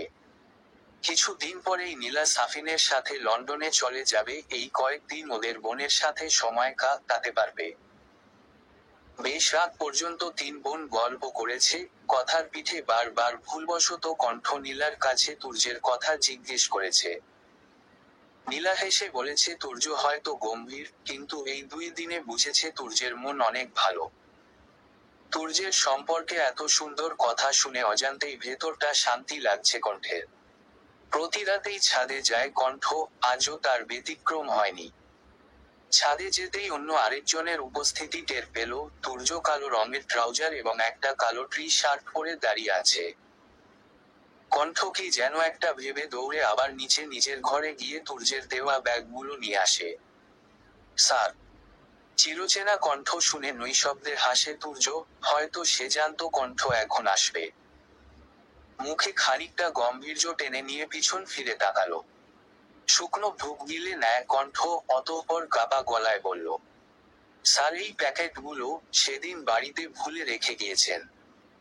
হাত বাড়িয়ে দেয় তুর্য, প্যাকেটগুলো দেয় কণ্ঠ। চোখ দুটো তার হাতের দিকে আর ওইদিকে আরো এক জোড়া চোখ কণ্ঠের চোখের দিকে সীমাবদ্ধ। রুমে চলে গেল কণ্ঠ, প্যাকেটগুলোর দিকে তাকিয়ে আবারও নৈশব্দে হাসল তুর্য। 2 দিন হলো সাফিন আর নীলা লন্ডনে চলে গেছে। যাবার আগে অনেক কেঁদেছে নীলা। কবে আসবে ঠিক নেই, সবাইকে ছেড়ে চলে যাওয়ার কথা কল্পনাও করতে পারেনি সে। কিন্তু মানুষ যা কল্পনা করে না ঠিকই তাই বাস্তবে রূপ নিয়ে আসে। প্রায় 1 সপ্তাহ পর কলেজের তন্ডিতে পা রাখে কণ্ঠ। মাঝের দিকে কিছুটা অসুস্থ হওয়ার দরুন আসতে অক্ষম ছিল। অসুস্থতার ছাপ স্পষ্ট মুখশ্রীতে ফুটে উঠেছে। রুক্ষ চুলগুলো এলোমেলো হয়ে উঠছে হাওয়ায়। শরীরে একদমই জোর পাচ্ছে না সে। চোখের নিচে জমেছে কালো দাগ ছোপ। কণ্ঠকে দেখে দেহে প্রাণ ফিরে আসার মতো আনন্দ অনুভব করছে বন্ধু মহল। সোহা গিয়ে দৌড়ে জড়িয়ে ধরল কণ্ঠকে। সবার মুখে তৃপ্তির হাসি। ছে কণ্ঠ, তোর এই অবস্থা কেন? কার কাছ থেকে কা খাইয়া বা কা হইয়া গেলি? তারিফের কথা শুনে হু হু করে হেসে উঠল সবাই। কণ্ঠ তারিফের কথার পিঠে বলে উঠে, তোর কি মাথার তার গেছে? কি বলিস এসব? গাইস এসব বাদ, চল ট্রুথ এন্ড ডেয়ার খেলি। তাহিয়ার আইডিয়া বেশ ভালো লাগে কণ্ঠের। অতঃপর সবাই গেম শুরু করে। রিয়া প্রথম এই সানকে বলে, আগে তুই বল, ট্রুথ না ডেয়ার? সান বেশ পুরুষ তো দেখিয়ে বলে, অলওয়েজ ডেয়ার কো কি কবি কো। রিয়া কণ্ঠ সোহা তাহিয়া নিজেদের মধ্যে আলোচনা করে হেসে কুটি কুটি অবস্থা। অতঃপর রিয়া বলে উঠে, ওই দেখ ডাস্টবিন, ওইটা নিয়ে এখন মাঠের সব ময়লা তুলে ফেল। মুহূর্তে মুখ চুপসে গেল সানের। অসহায় দৃষ্টিতে তাকায় সবার দিকে। অবশ্য কেউ তেমন একটা পাত্তা দেয় না। কিছু না পেয়ে একে একে সব ময়লা ডাস্টবিনে তুলে নেয় সান। ঘেমে একাকার অবস্থা ওর। সবাই ওকে দেখে হাসছে। এবার কণ্ঠের পালা। সোহা কণ্ঠকে ডেয়ার দেয়, তুই বরং একটা চিঠি লেখো। হঠাৎ চিঠির কথা শুনে ভ্রু কুঁচকে নেয় কণ্ঠ। এত সহজ কাজ দিল কণ্ঠকে। ভেবে সবাই সোহার দিকে তাকিয়ে আছে। সোহা সবাইকে কাছে ডেকে কি যেন কানে কানে বলল। শোনার বৃথা চেষ্টা করল কণ্ঠ। সবাই ওকে চেপে ধরল চিঠি লিখার জন্য। অবশেষে নতুন করে একটা চিঠি লিখে কণ্ঠ। লেখা শেষ হতেই তাহিয়া ছুমে নিয়ে নিল। কিছু সময় পর সবাই ক্লাসে চলে গেল। বিকেলের দিকে বাড়ি ফিরতেই আবার সেই অজানা নাম্বার থেকে কল আসলো। ব্রুকু চকে নেল কণ্ঠ। কে এটা? হঠাৎ কল করছে কিন্তু কিছু বলছে না। তার মানে কি? আচ্ছা, ফ্রেন্ডরা মজা করছে না তো? ভাবনার মাঝে ফোন কেটে গেল। ফোন বিছানায় রাখতে যাবে তার আগেই আবার টুনটুন শব্দ করে বেজে উঠল। ফুস করে শ্বাস টেনে নিল কণ্ঠ। শান্ত কণ্ঠে জিজ্ঞেস করল, হবালোকে? সেদিনের মতো অপর পাশ থেকে কোনো জবাব এলো না। বিরক্ত হলো কণ্ঠ। আবারও শুধায়, তবে রাগ মিশ্রিত কণ্ঠে বলে উঠে, কে বলছেন? কথা বলছেন না কেন? হবালো।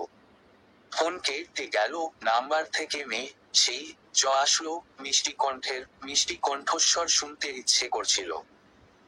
মন শান্ত হয়ে গেছে, টাটার সাথে এতগুলো ভালোবাসা। আর কিছু ছিল না, চোখ কপালে উঠে গেল কণ্ঠের। এটা কে ছিল? কি লিখেছে এইসব? মাথায় আকাশ অঙ্গে পড়ল মনে হচ্ছে কণ্ঠের, ভাবতে ব্যর্থ সে, প্রচণ্ড মাথা ব্যথা করছে। অবশেষে ফোন রেখে বিছানায় গা এলিয়ে দিল কণ্ঠ। সকালের নাস্তা রেডি করে রাখে কণ্ঠ, খাবার টেবিলে আসেন শাহাদ আহমেদ। তুফাইল সকাল সকাল বেরিয়ে গেছে, কি একটা কাজ আছে সেটা বলে। খাবার বেড়ে দিচ্ছে কণ্ঠ, আজ বেশ তৃপ্তি করে খাচ্ছে সবাই। অনেক দিন পর কণ্ঠের হাতের রান্না খাচ্ছে। মুখে হয়তো আহাদ আহমেদ কিছু বলছে না, কিন্তু মনে মনে বেশ প্রশংসা করছে কণ্ঠের রান্নার। ব্যাগ নিয়ে কলেজের উদ্দেশ্যে রওনা দিয়েছে কণ্ঠরিয়া, কণ্ঠের হাতে রসায়ন বই আছে। কলেজের গেটে পা রাখতেই বুকের ভেতর প্র করে উঠল সামনের লোকটিকে দেখে। লম্বা ফর্সা লোকটাকে দেখেই হৃদয় যন্ত্রটা লাফাতে শুরু করেছে। ব্ল্যাক স্যুট পরে দাঁড়িয়ে আছে সে।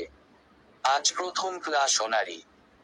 সকাল সকাল এভাবে অপমানিত হতে হবে কশ্চিনকালেও কল্পনা করেনি কণ্ঠ। সবার অগোচরে চোখ থেকে গড়িয়ে পড়া অশ্রুকণা মুছে নেয় সে। ক্যান্টিনে বসে আছে কণ্ঠ, নিজেকে খানিকটা গুটিয়ে নিয়েছে সে। যেই তার পাশ দিয়ে যাচ্ছে তারই যেন মুখ চেপে হাসি থামানোর চেষ্টা করছে। কলেজের কিছু ম্যাম তীক্ষ্ণ দৃষ্টি নিক্ষেপ করছে তার দিকে। দূরে দাঁড়িয়ে সবটা পর্যবেক্ষণ করছে সান, সোহা, তারিফ, তাহিয়া এবং রিয়া। নিজের বোকা বোনের জন্য বেশ মন খারাপ লাগছে তার, নিজেদের অপরাধী মনে হচ্ছে সবার। সেদিন আর ক্লাস করল না কণ্ঠ, বাড়ির পথে রওনা দিল। ওর পিছু পিছু রিয়াও ছুটে যায়, সান বলেছে ওরা কি পড়া দেয় জানি দেবে। আর সাথে এটাও বলেছে কণ্ঠের খেয়াল রাখতে। বাড়ি খালি খালি লাগছে অহনা খানের, এই ৩-৪ দিনে নীলা কেমন সবার মনে জায়গা করে নিয়েছে। হঠাৎ এভাবে চলে যাবে ভাবেনি কেউ, অহনা খানের হঠাৎ কণ্ঠের কথা মনে পড়ল। মেয়েটাকে বেশ মনে ধরেছে ওনার, কত মিষ্টি মেয়ে। সেদিন বাসায় আসার পর ছট করে মিশে গেছে সবার সাথে। কিছু মানুষ অমায়িক হয় বলার মতো না। বাড়িতে প্রবেশ করলো তুর্য, সোফায় গিয়ে বসলো। ওর পাশে এসে বসলো শাহিনা খান, তুর্যের মাথায় হাত বুলিয়ে বলল, দাদু ভাই আমার তোর লগে কথা আছে। তুর্য শাহিনা খানের হাত মুঠো করে নিয়ে বলল, হ্যাঁ বলো দাদি। শাহিনা খান স্বভাব সুলভ হেসে বললেন, দেখ দাদু ভাই, বয়স তো কারো জন্য থেমে থাকে না। দিনে দিনে তো তোমার বয়স বাড়তেছে। এবার বিয়েটা কইরা নেও দাদু ভাই। ফুস করে শ্বাস টেনে নিল তুর্য। অহনা খান সবটা শুনছেন, এবারে উনি শাশুড়ির সাথে একমত। ছেলের তো বয়স বাড়ছে, কিন্তু তার দিকে খেয়াল নেই। কি রে দাদু ভাই, বল কিছু। তুর্য স্ফীত হেসে বলে, আচ্ছা করব বিয়ে, মেয়ে দেখো। তুর্য বিয়ে করবে কথাটা কর্ণ স্পর্শ করতেই আনন্দে চোখ দুটো চিকচিক করে উঠল অহনা খানের। শাহিনা খান উৎফুল্ল হয়ে বললেন, সত্যি দাদু ভাই। তুর্য মাথা এপাশ ওপাশ নাড়িয়ে ছোট্ট করে শব্দ করে বসা থেকে উঠে দোতলায় চলে যায়। শাহিনা খান অহনা খান এবং সাহা খানকে ডেকে বলল, বড় বউ, ছোট বউ তোমরা কই? আমার বড় নাতির লাইগা পাত্র দেখো। আচ্ছা আমাকে কি তুর্য ভালোবাসে না? আমি তো ওকে অনেক ভালোবাসি। কথাটা ভাবতেই এক রাশ বিষণ্ণতা চেপে ধরে সহিতাকে। সেই কলেজ লাইফ থেকে জনে ফ্রেন্ড। সহিতা কতবার নিজের অনুভূতি প্রকাশ করেছে তুর্যের সামনে, কিন্তু তুর্য বরাবরই না করেছে। যেহেতু বেস্ট ফ্রেন্ড তাই আর তেমন একটা জোর করেনি সহিতা। তবুও ওদের মধ্যে বেশ ভালো সম্পর্ক ছিল, কিন্তু ইদানিং তুর্য অনেক বদলে গেছে। মনে মনে ভেবে নেয় যদি তুর্য কখনো ওকে নিজের কাছে টেনে না নেয় তাহলেই সিদ্ধান্ত নেবে। জানালার কাছে চুল ছেড়ে একাকী দাঁড়িয়ে আছে কণ্ঠ। জানালার কপাট খুলে দেওয়ায় হিম হাওয়া ভেতরে প্রবেশ করছে। আকাশ জুড়ে মেঘ জমেছে, তেমনি মনের এক আকাশ সম অভিমান জমেছে কণ্ঠের তার বড় মামার প্রতি। কিছুক্ষণ আগেই বাড়িতে আসা মাত্র আহাদ আহমেদ কাছে ডাকেন কণ্ঠকে। শুনো তনা, কণ্ঠকে বলো একটু আসতে। তনা আহমেদ থ হয়ে দাঁড়িয়েছে, হঠাৎ কণ্ঠকে ডাকছে আহাদ আহমেদ বিশ্বাস করতে পারছে না তিনি। আহাদ আহমেদ আবার বললেন, কি হলো? দাঁড়িয়ে আছো যে? কণ্ঠ কি কলেজ থেকে আসেনি? তনা আহমেদ থতমত খেয়ে বললেন, হ্যাঁ হ্যাঁ এসেছো, তুমি বসো, এখনই ডাকছি। তনা আহমেদ নিজে গিয়ে কণ্ঠকে ডেকে নিয়ে এসেছে ড্রয়িং রুমে।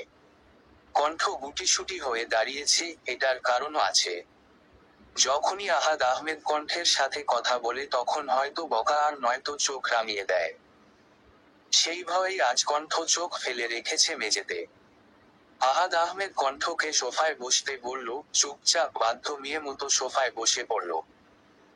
শুধু সে একা নয়, ওর পাশের সোফায় বসেছে শাহাদ আহমেদ, মুখ জুড়ে তার আনন্দের মাখামাখি। আহাদ আহমেদ শান্ত কণ্ঠে বলল, তোমাকে তো কখনো কিছু দেইনি, বা তোমার ব্যাপারে তেমন একটা মাথা ঘামায় না। মাথা নিচু করেই সবটা শুনছে কণ্ঠ। আহাদ আহমেদ ফের বলল, এবার আমি তোমাকে নিয়ে একটা সিদ্ধান্ত নিয়েছি, এখন কথা হচ্ছে তাতে কি তুমি রাজি হবে? চোখ তুলে তাকায় কণ্ঠ। বড় মামা তাকে নিয়ে সিদ্ধান্ত নিয়েছে আর সেটা কণ্ঠ শুনবে না, এটা কি হতে পারে? কখনো না। বড় মামা যদি বলে তাকে ফাঁসি দেওয়ার সিদ্ধান্ত নিয়েছে তবুও রাজি আছে। কণ্ঠ তড়িৎ গতিতে বলে উঠল, তুমি যা বলবে সব শুনবো বড় মামা। কণ্ঠের সম্মতি জানা মাত্র বিয়ের কথা বলে বসল আহাদ আহমেদ, যেটা শোনার জন্য মোটেও প্রস্তুত ছিল না কণ্ঠ। তনা আহমেদ, আনিকা আহমেদ বেশ অবাক হয়েছে। ওরা তো এসব সম্পর্কে কিছুই জানে না। ঠাস করে জানালার কপাট একটি আরেকটি সঙ্গে সংযোগ ন হয়, তাতেই বাস্তবে ফিরে আসে কণ্ঠ। চাপা দীর্ঘশ্বাস ফেলে সে। হয়তোবা সাথে চোখ থেকে ঝরে পড়ে দু ফোঁটা অশ্রুকণা। খান বাড়িতে অনেক দিন পর পা রেখেছে ঐশী রহমান। উনি এ বাড়িরই মেয়ে, এতদিন রংপুর ছিলেন নিজের শ্বশুর বাড়িতে, বেশ অনেক দিন পর ঢাকা এসেছেন। ওনাকে মোটেও কেউ আশা করেনি। অহনা খান এবং সাহা খান ওনাকে দেখে শুকনো ঢুক গিলে নেয়। শাহিনা খানের থেকেও বেশ কড়া ঐশী রহমান। শাহিনা আহমেদ মেয়েকে দেখে জড়িয়ে নেয়। ঐশী মন খুলে মাকে আলিঙ্গন করে। অহনা খান, সাহা খান কুশল বিনিময় করে ঐশী রহমানের সাথে। কালো রঙের জ্যাকেট পরেছে তুর্য, বেশ ঠান্ডা লাগছে আজ, তাই আর কি এই আজ নতুন রূপে বেরিয়েছে। তুর্যকে দেখা মাত্র মুখে এক গাদা গম্ভীর ভাব নিয়ে নেয় ঐশী রহমান। ফুপিকে দেখে স্ফীত হাসে তুর্য। আসসালামু আলাইকুম ফুপি, কেমন আছো? ঐশী রহমান সালামের উত্তর দিয়ে বলেন, আল্লাহ যেমন রাখছে, তবে তোর থেকে এটা আশা করিনি তুর্য। তুর্য বুঝতে পারল না ঐশী রহমানের কথা, কি আশা করেনি। ঐশী রহমান মুখ বাঁকিয়ে বললেন, বড় ভাইয়ের আগে কি না ছোট ভাই বিয়ে করে বসে আছে। ছি ছি, জীবনে না শুনছি আর না দেখছি। তুর্য আর অপেক্ষা করল না, কথায় কথা বাড়ে। আর এই কথাই বাড়াতে চায় না তুর্য। আজ কলেজ নেই তাই হাঁটতে বেরিয়ে গেছে সে। শনিবার কলেজ অফ। এটা বেশ ভালো হয়েছে, সরকার থেকে এখন একদিন নয় দুদিন ছুটি ঘোষণা করা হয়েছে। কিন্তু এই দুদিন কাউকে বেশ মিস করবে সে। ঐশীর মোটেও এই বিষয়টি পছন্দ হলো না তুর্যের, এভাবে তাকে এড়িয়ে চলে গেল। অতঃপর কিছু করতে না পেরে অহনা খানকে উদ্দেশ্য করে বলল, বড় ভাবি ছেলে কিন্তু আস্তে আস্তে হাতের বাইরে চলে যাইতেছে, এখন সময় আছে, বিয়েটা করাই ফেলো। অহনা খান রান্নাঘরে যেতে যেতে বলল, সময় হয়ে গেছে, আসছো যখন একেবারে ছেলের বিয়ে খেয়ে যেও। মৃদু বাতাসে এলোমেলো চুলগুলো উঠছে এদিকে সেদিকে, তবুও কাঁধে ব্যাগ ঝাঁপিয়ে এগিয়ে যাচ্ছে কণ্ঠ। গন্তব্য অজানা, দু চোখ যত দূর যায় সেটাই গন্তব্য। হঠাৎ বিয়ে কিছুতেই মেনে নিতে পারছে না সেটা কণ্ঠ, এবং কি সেই দুঃখে পাত্রের ছবিটা পর্যন্ত দেখেনি সে। রাতে রিয়া বরের ছবি নিয়ে এসেছিল কণ্ঠের কাছে, কিন্তু কণ্ঠ ঘুমের ভান করে শুয়েছিল। মূলত ওর উদ্দেশ্যই পাত্রের মুখ দেখবে না। বাড়ি থেকে বেশ অনেকটা দূরে চলে এসেছে কণ্ঠ। সামনে পদ্মবিল। ওখানে দু তিনটে বেঞ্চ রাখা আছে, গুটি কয়েক লোকজন দেখা যাচ্ছে, সেখানে গিয়ে বসে পড়ল কণ্ঠ। যত দূর চোখ যায় শুধু পানি আর পানি, মাঝে মাঝে উকি দিচ্ছে পদ্ম ফুল। খুব সুন্দর দৃশ্য। মুহূর্তের মধ্যে সব মন খারাপ উবে গেল। নিজের পাশে কারো অস্তিত্ব টের পেতেই নড়ে চড়ে উঠলাম। জ্যাকেট পরিহিত একজনকে দেখতে পেলাম। মেজাজ গরম করে দিচ্ছে। আচ্ছা, আর কোনো জায়গায় বসতে পড়ল না। বেশ করা ভাবে কিছু কথা শুনিয়ে দিলাম। এই যে অন্য কোথাও বসতে পারলেন না, এইখানেই বসতে হলো। আপনাদের মতো লোকজনের জন্য একটু কোথাও বসেও শান্তি নেই। নাক মুখ চকে নিলাম কথাগুলো বলে, কিন্তু পর মুহূর্তে ঠোঁট দুটো কিঞ্চিত ফাঁকা হয়ে গেল লোকটির মুখশ্রী দেখে। স্যার আপনি? কপালে ভাঁজ দেখা যায় তুর্যের, জহুরির ন্যায় পরখ করছে কণ্ঠকে, শুকনো ভুগ গিলে নেয় কণ্ঠ। এখানে ওনাকে মোটেও আশা করেনি সে। আচ্ছা, তার সাথে এসব কি হচ্ছে? ঘুরে ফিরে স্যারের সামনেই খারাপ হতে হলো। ইষ্টি শ্রী ব্যাপার। তুর্য বিনা বাক্যে উঠে হাঁটতে লাগলো। ওনাকে চলে যেতে দেখে কণ্ঠ উঠে দাঁড়ালো, দৌড়ে গিয়ে ওনার সামনে দাঁড়িয়ে পড়ে। ভ্রু নাচিয়ে কি জিজ্ঞেস করে তুর্য। জিভা দিয়ে ঠোঁট ভিজিয়ে চাপা স্বরে বলে কণ্ঠ, আমি সরি স্যার, আসলে আমি বুঝতে পারিনি আপনি ছিলেন। পকেটে হাত গুজে ফুস করে শ্বাস নিয়ে বলল তুর্য, আচরণ ঠিক করো। হাঁটতে লাগলো, পলকহীন চোখে তাকিয়ে আছে কণ্ঠ। কি খারাপ আচরণ করলো সে? সব সময় তার সাথে এত রূপ বিহেভ করার কারণ খুঁজে পায় না সে। দীর্ঘশ্বাস ফেলে উল্টো পথে হাঁটতে লাগলো কণ্ঠ। কিছু মানুষ ভীষণ রকম ভাবে অদ্ভুত হয়, যাদের বোঝা মুশকিল। নিজেদের মতো থাকতে দেওয়াই ভালো, এবং আমাদের উচিত তাদের থেকে দূরত্ব বজায় রাখা। হ্যাঁ, আজ থেকে এই তুর্য খান নামের লোকটির থেকে দূরে থাকবো। প্রয়োজনে ক্লাস করব না, তাতে যদি মার্ক কম আসে তাতে সমস্যা নেই। এমনিতেই আর পড়াশোনা হবে কি না জানি না। বিয়ে হয়ে গেলে মেয়েদের পড়াশোনা করতে দেয় না তেমন একটা। আজকেই গায়ে হলুদ অনুষ্ঠান ভাবতেই চমকে উঠল কণ্ঠ, চোখে পানি চিকচিক করছে। বুকের ভেতর ধড়ফড় করে উঠল, এত তাড়া কিসের? সবাই যেন ওকে বিদায় করার জন্য উঠে পড়ে লেগেছে। সকাল সকাল ঘুম থেকে উঠে নিজের গায়ে হলুদ সম্পর্কে জেনে কার কেমন অনুভূতি হতে পারে তা ঠিক জানা নেই কণ্ঠের।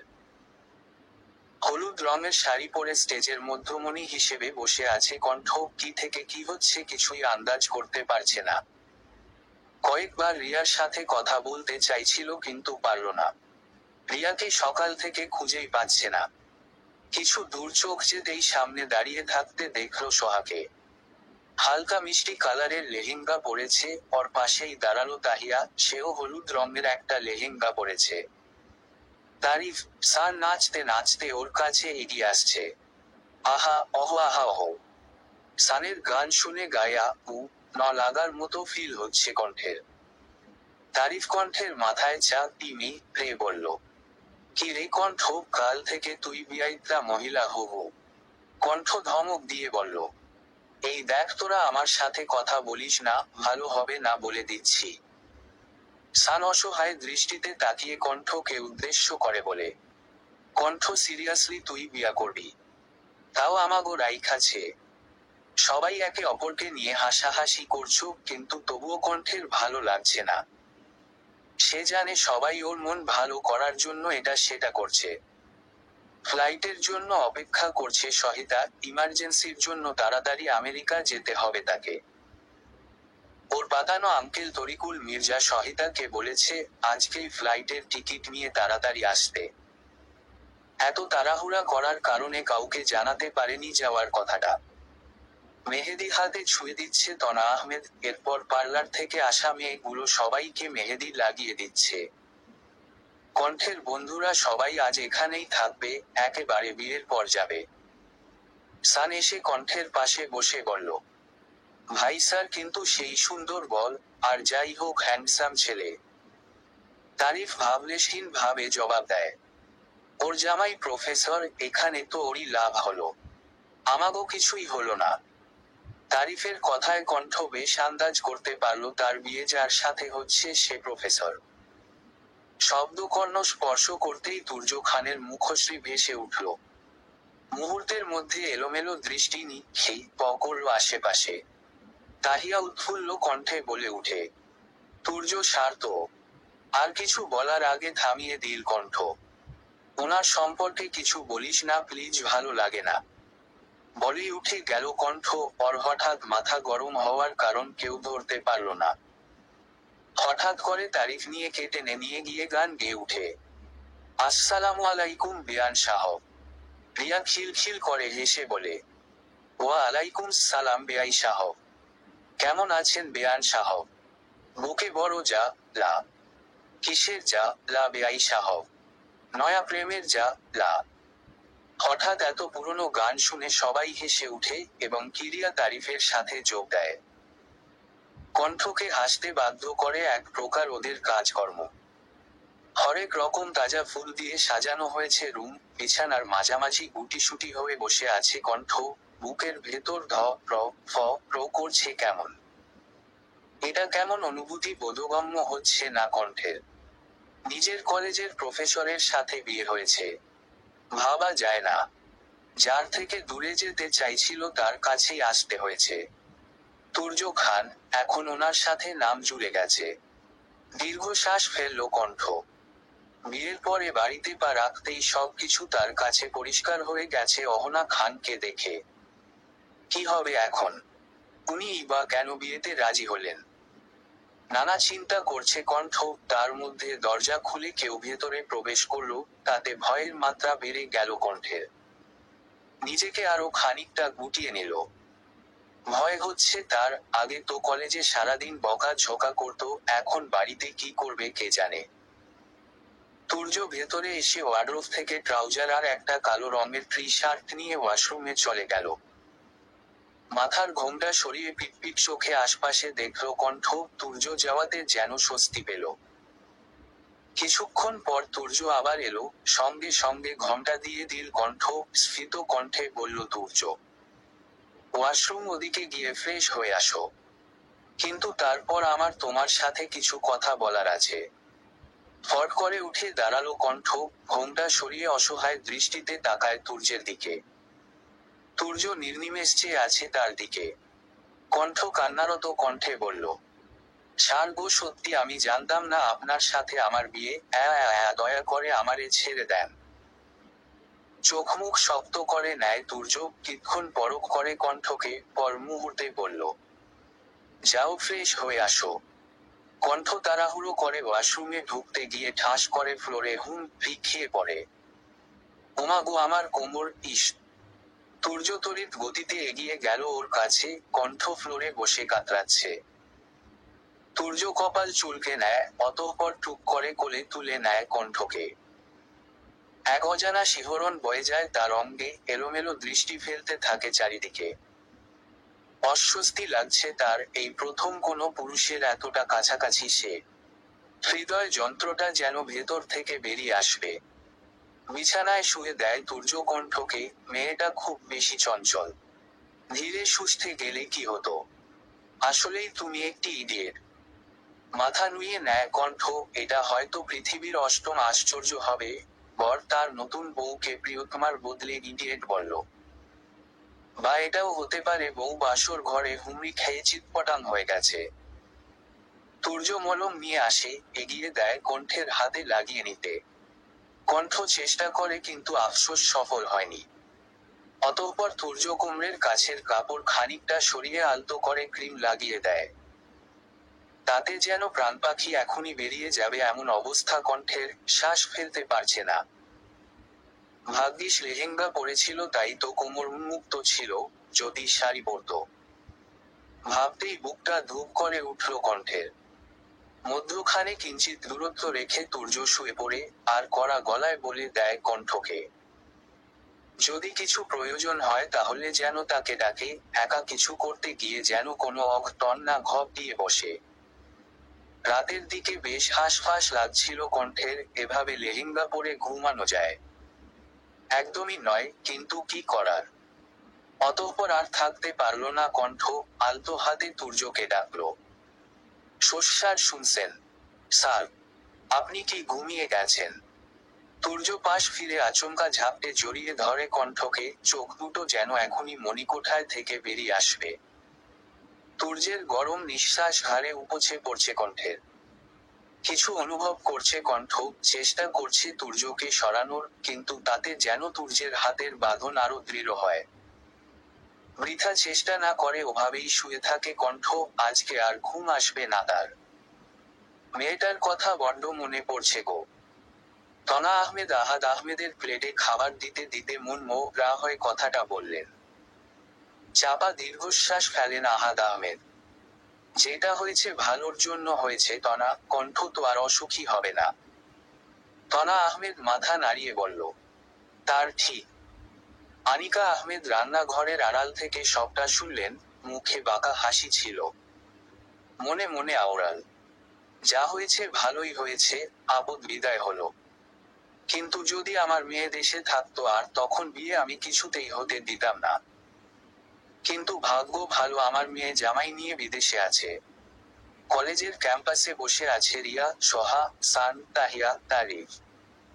সবাই কণ্ঠকে ভীষণ মিস করছে। ভাই একটা আইডিয়া আসছে। সবাই জিজ্ঞাসু দৃষ্টিতে তাকায় তারিফের দিকে। তারিফ ৩২ পার্টি দাঁত দেখিয়ে বলে, কাল তো আমাগো কণ্ঠে রিয়াই ছিল, মানে বাসর রাত। সান ভাবলেশহীন ভাবে বলল, হ্যাঁ তো। তারিফ বলল, তাহলে নিশ্চয়ই ওরা এখনো ঘুমাচ্ছে। সোহা বিরক্ত নিয়ে বলল, তারিফ যা বলার সরাসরি বল না। তারিফ বলল, আহা তোরা বুঝতে পারছিস না, ওরা ঘুমিয়ে আছে তার মানে ওদের মধ্যে কিছু মিছু হয়েছে, চল ফোন করে বিরক্ত করি।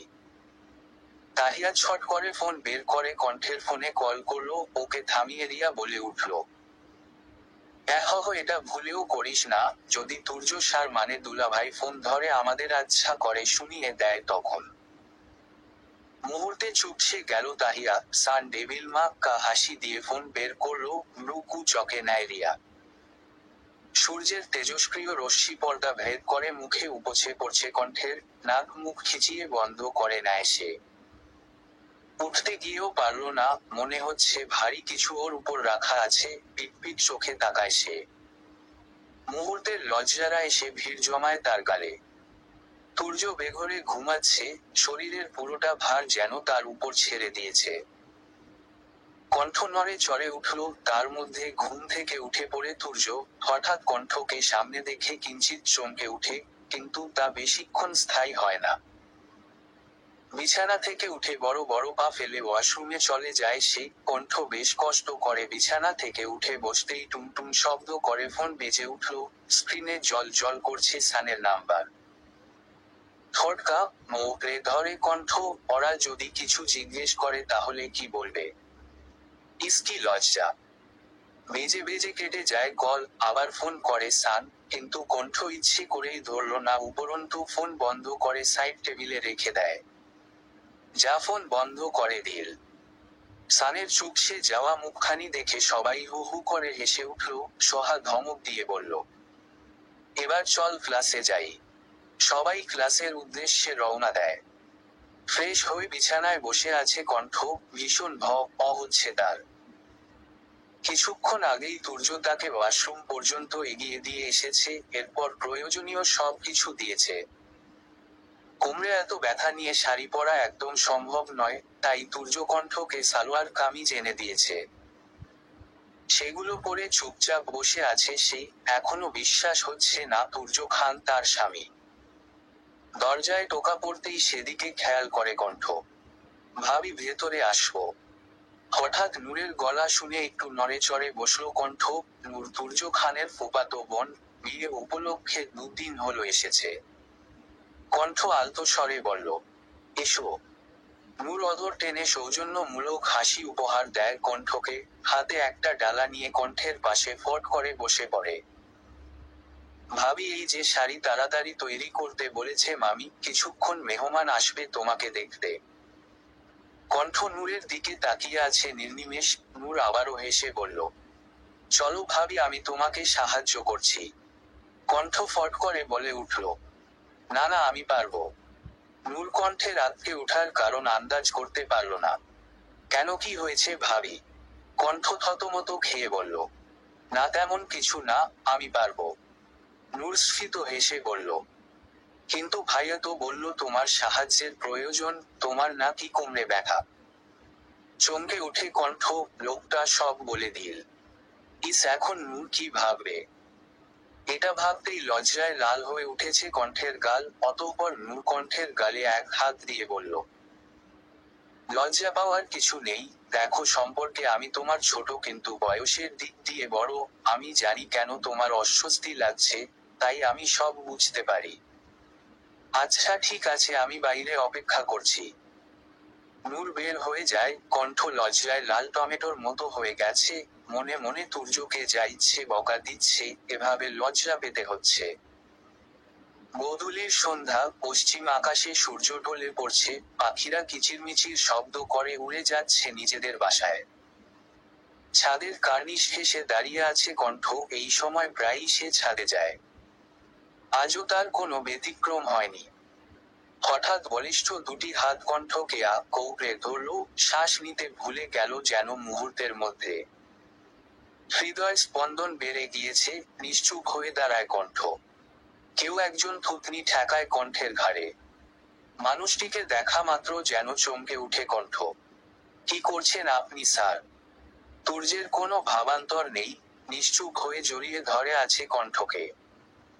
কণ্ঠ আগের ন্যায় ভয়ার্ত কণ্ঠে জিজ্ঞেস করে উঠে, কি করছেন? প্লিজ সরুন। তুর্য যেন নিজের বলিষ্ঠ হাতের বাঁধন মুহূর্তে দৃঢ় করে নেয়। বিয়ে হয়েছে right? You are my legal wife. Wife শুনে গাল গরম হয়ে উঠে কণ্ঠের, ওনাকে একদম অচেনা লাগছে। এই সেই প্রফেসর যে কি না কলেজের সবচেয়ে গম্ভীর মানুষ। আর আজকে তার এমন আচরণ। তুর্য নিজের দিকে ঘুরিয়ে নেয় কণ্ঠকে, তখনও কণ্ঠ নিচের দিকে তাকিয়ে আছে। ওনার চোখে চোখ রাখার সাহস হচ্ছে না একদম, তার কারণ একটা সময় উনি কলেজের অধ্যক্ষ ছিলেন আর এখন স্বামী। কত শত অনুভূতি জড়িয়ে আছে এক স্বামী শব্দের সাথে। তুর্য শাহাদাত আঙ্গুলের সাহায্যে মুখ খানিকটা উপরে তুলে কণ্ঠের চোখ মুখ খিচিয়ে বন্ধ করে নেয় সে। তুর্য শাহাদাত আঙ্গুল দিয়ে আলতো ভাবে কণ্ঠের গালে কপালে ছুঁয়ে দিচ্ছে। কচ্ছপের গতিতে ঠোঁট স্পর্শ করতে যাবে তখন আশেপাশে আজানের ধ্বনি শুনতে পায় কণ্ঠ। ফট করে চোখ খুলে তাকালো। এলোমেলো দৃষ্টি ফেলে বলল, আজান দিচ্ছে, নামাজ পড়তে হবে। কথাটা বলে দৌড়ে পালিয়ে যাওয়ার মতো করে চলে গেল কণ্ঠ, কিছু বলার সুযোগ দিল না তুর্যকে। তুর্য কপাল চুলকে এক তাকিয়ে থাকে কণ্ঠের যাওয়ার পথে। ফোন হাতে নিতেই দেখল তনা আহমেদ ফোন করেছে কণ্ঠকে, স্ফীত হাসল সে। না আজ আর কল করবে না, কাল গিয়ে একেবারে অবাক করে দেবে সবাইকে। ফোন রেখে মাত্র ওয়াশরুমে যাবে তখনই নূর এসে জানান দিল শাহিনা খান ওকে ডাকছে। আর সাথে এটাও বলল যাতে মাথায় ভালো করে আঁচল দিয়ে তারপর যেন যায়। কণ্ঠ ফুস করে শ্বাস নিয়ে শাড়ির আঁচল মাথায় দিয়ে ড্রয়িং রুমে যায়। সোফায় বসে আছেন শাহিনা খান, ওনার পাশেই বসেছে শাহিন খান এবং ঐশী রহমান। ঐশী বারংবার আর চোখে তাকাচ্ছে কণ্ঠের দিকে। কণ্ঠের পাশে দাঁড়িয়ে আছে নূর, মুখে তার স্বভাব সুলভ হাসি ঝুলে আছে। অহনা খান চায়ের ট্রে তুলে দিলেন সাহা খানের হাতে। উনি ট্রে এনে সেন্টার টেবিলের উপর রেখে সাইডে গিয়ে দাঁড়ায়। শাহিনা খান চায়ের কাপে চুমুক দিয়ে বলল, দেখো বড় নাগবউ, বাপের বাড়ি যাইতেছ ঠিক আছে, কিন্তু বেশি থাকতে পারবা না কইয়া দিলাম। কাল যাইবা, বিকালেই যেন বাড়িতে দেখতে পাই। মুহূর্তে মুখ চুপসে গেল কণ্ঠের, মাত্র কয়েক ঘন্টার জন্য যাবে। অহনা খান ব্যাপারটা বুঝতে পেরে শাহিনা খানকে বললেন, আম্মা এটা কি বলেন? মেয়েটা দুদিন পর যাচ্ছে নিজের বাড়ি, একটা দিন থাকবে না। শাহিনা খান অহনা খানকে ধমক সহকারে বলে উঠেন, দেখো বড় বউ, তুমি এসব কইয়া কইয়া ওদের পা বাড়াতে সাহায্য কইরো না বললাম। ঠিক আছে একটা দিন থাকতে পারবো, কিন্তু সকালেই যেন বাড়িতে দেখার পাই। কণ্ঠ এদিক সেদিকে মাথা নাড়ল। শাহিনা খান লাঠির সাহায্যে উঠে দাঁড়ালো। শাহিন খান মায়ের হাত ধরে ওনাকে ঘরে নিয়ে যেতে সাহায্য করে। বেকনিতে দাঁড়িয়ে আছে নীলা, সকালের এই পরিবেশ ভীষণ ভালো লাগে তার। বলিষ্ঠ দুটো হাত নীলার চেপে ধরে, আবেশে চোখ বুজে নেয় নীলা। সাফিন নীলার ঘাড়ে মুখ বুজে বলল, আই লাভ ইউ। নীলা নৈশব্দ হেসে জবাব দেয়, আই লাভ ইউ ইনফিনিটি। এবার গিয়ে ফ্রেশ হয়ে খেয়ে অফিস যেতে হবে তো। সাফিন মাথা চুলকে বলে, যেতেই হবে। নীলা চোখ পাকিয়ে বলল, এখানে কেন পাঠানো হয়েছে? এভাবে বললে কিন্তু আমি ফোন করে বাড়িতে সব বলবো। সাফিন ঠোঁটকা মোড়ে ধরে, চাউনি অন্য কিছু ইশারা করছে। নীলা 2 কদম পিছিয়ে যায়। সাফিন হেসে বলে, এখনো লজ্জা পাও? নীলা মুখ বাঁকিয়ে বলল, আপনি কি যাবেন? এমনিতেই রাতে আমাকে ঘুমাতে দেন না, এখন আবার দুষ্টুমি। সাফিন আবার নীলাকে আলতো হাতে আলিঙ্গন করে বলে, আমার বউটা এত মিষ্টি, তাহলে তাকে ছেড়ে কিভাবে থাকি বলো তো? কাছে না এনে ঘুমানো যায়? উফ ছাড়ুন তো, এখন যান। সাফিন ওয়াশরুমে চলে যায়। নীলা ওয়ার্ডরোব থেকে জামা বের করে রাখে। আধভেজা অবস্থায় ড্রেসিং টেবিলের সামনে দাঁড়িয়ে চুল ঝেড়ে নিচ্ছে তুর্য। কণ্ঠ রুমে ঢুকেই অমন একটা দৃশ্য দেখে চমকে উঠে। চোখ দুটো খিচিয়ে বন্ধ করে নেয়। তুর্য ঠোঁটকা মোড়ে হাসে। তার এমন হাসির কারণ বোধগম্য হয় না। কণ্ঠের লে যাচ্ছে ওর। জামা কাপড় নিয়ে ওয়াশরুমে চলে যায় কণ্ঠ। কামিজ আর সাথে প্লাজো পরে নেয় কণ্ঠ। বেরিয়ে আসতেই আরেক দফা চমকে উঠে। তুর্য বই খাতা নিয়ে বিছানার উপর বসে আছে। মনে হচ্ছে যেন কারো জন্য অপেক্ষা করছে। কণ্ঠ কিঞ্চিত অনিয়ে জিজ্ঞাস করে, শস্যার এই বই খাতাগুলো বিছানায় কেন? কি হবে? তুর্য সরু দৃষ্টি নিক্ষেপ করে কণ্ঠের দিকে, অতঃপর খাতার উল্টো বলে, পড়া হবে আর কি? বই খাতা নিয়ে মানুষ কি করে? কণ্ঠ জিহ্বা দিয়ে ঠোঁট ভিজিয়ে বলল, কিন্তু কে পড়বে? তুর্য খাতা রেখে পুরোপুরি দৃষ্টি দেয় কণ্ঠের দিকে। এগুলো কার? আমার। তাহলে অবশ্যই তুমি পড়বে। না। বেকনিতে একাকী দাঁড়িয়ে আছে তুফাইল। দুটো বোন চলে গেল, ওরাই তো আগে পুরো বাড়ি মাত দিয়ে রাখত। স্ফীত হাসে তুফাইল। ঘাড়ে কারো হাতের স্পর্শ পায়। পিছন ঘুরে দেখে আনিকা আহমেদ দাঁড়িয়ে আছে। বাবা আর কত? তুফাইল দীর্ঘশ্বাস ফেলে বলল, যতদিন বেঁচে আছি। নিজের কর্মের জন্য নিজেকে দোষ দিতে ইচ্ছে করছে আনিকা আহমেদ। সত্যি আজ ওনার জন্য সবকিছু উল্টো পাল্টা হয়ে গিয়েছে। সত্যি যদি সেদিন ছেলেকে ওভাবে জোর না করলে হয়তো আজ অন্য কিছু হতো। কথাটা ভাবা মাত্র চোখ দুটো ভিজে গেছে অনুভব করলো আনিকা আহমেদ। তুফাইল আকাশের দিকে এক নজর দেখে বলল, কাল তো কণ্ঠ আর তুর্য আসবে তাই না? পরের দিন আমার ফ্লাইট মালয়েশিয়া যেতে হবে। কিছুক্ষণের জন্য থমকে গেল। কি বলছিস এসব? মা, কাল ছিল ফ্লাইট, কিন্তু বোন আসবে কি করে রেখে যাব? তাই পরের দিন টিকিট বুকিং করেছি। আর কিছু বলল না আনিকা আহমেদ। নিজের ঘরের দিকে চলে গেলেন, কিন্তু তুফাইল ঠিক সেই আগের মতোই বেকনিতে দাঁড়িয়ে রইল। চলবে।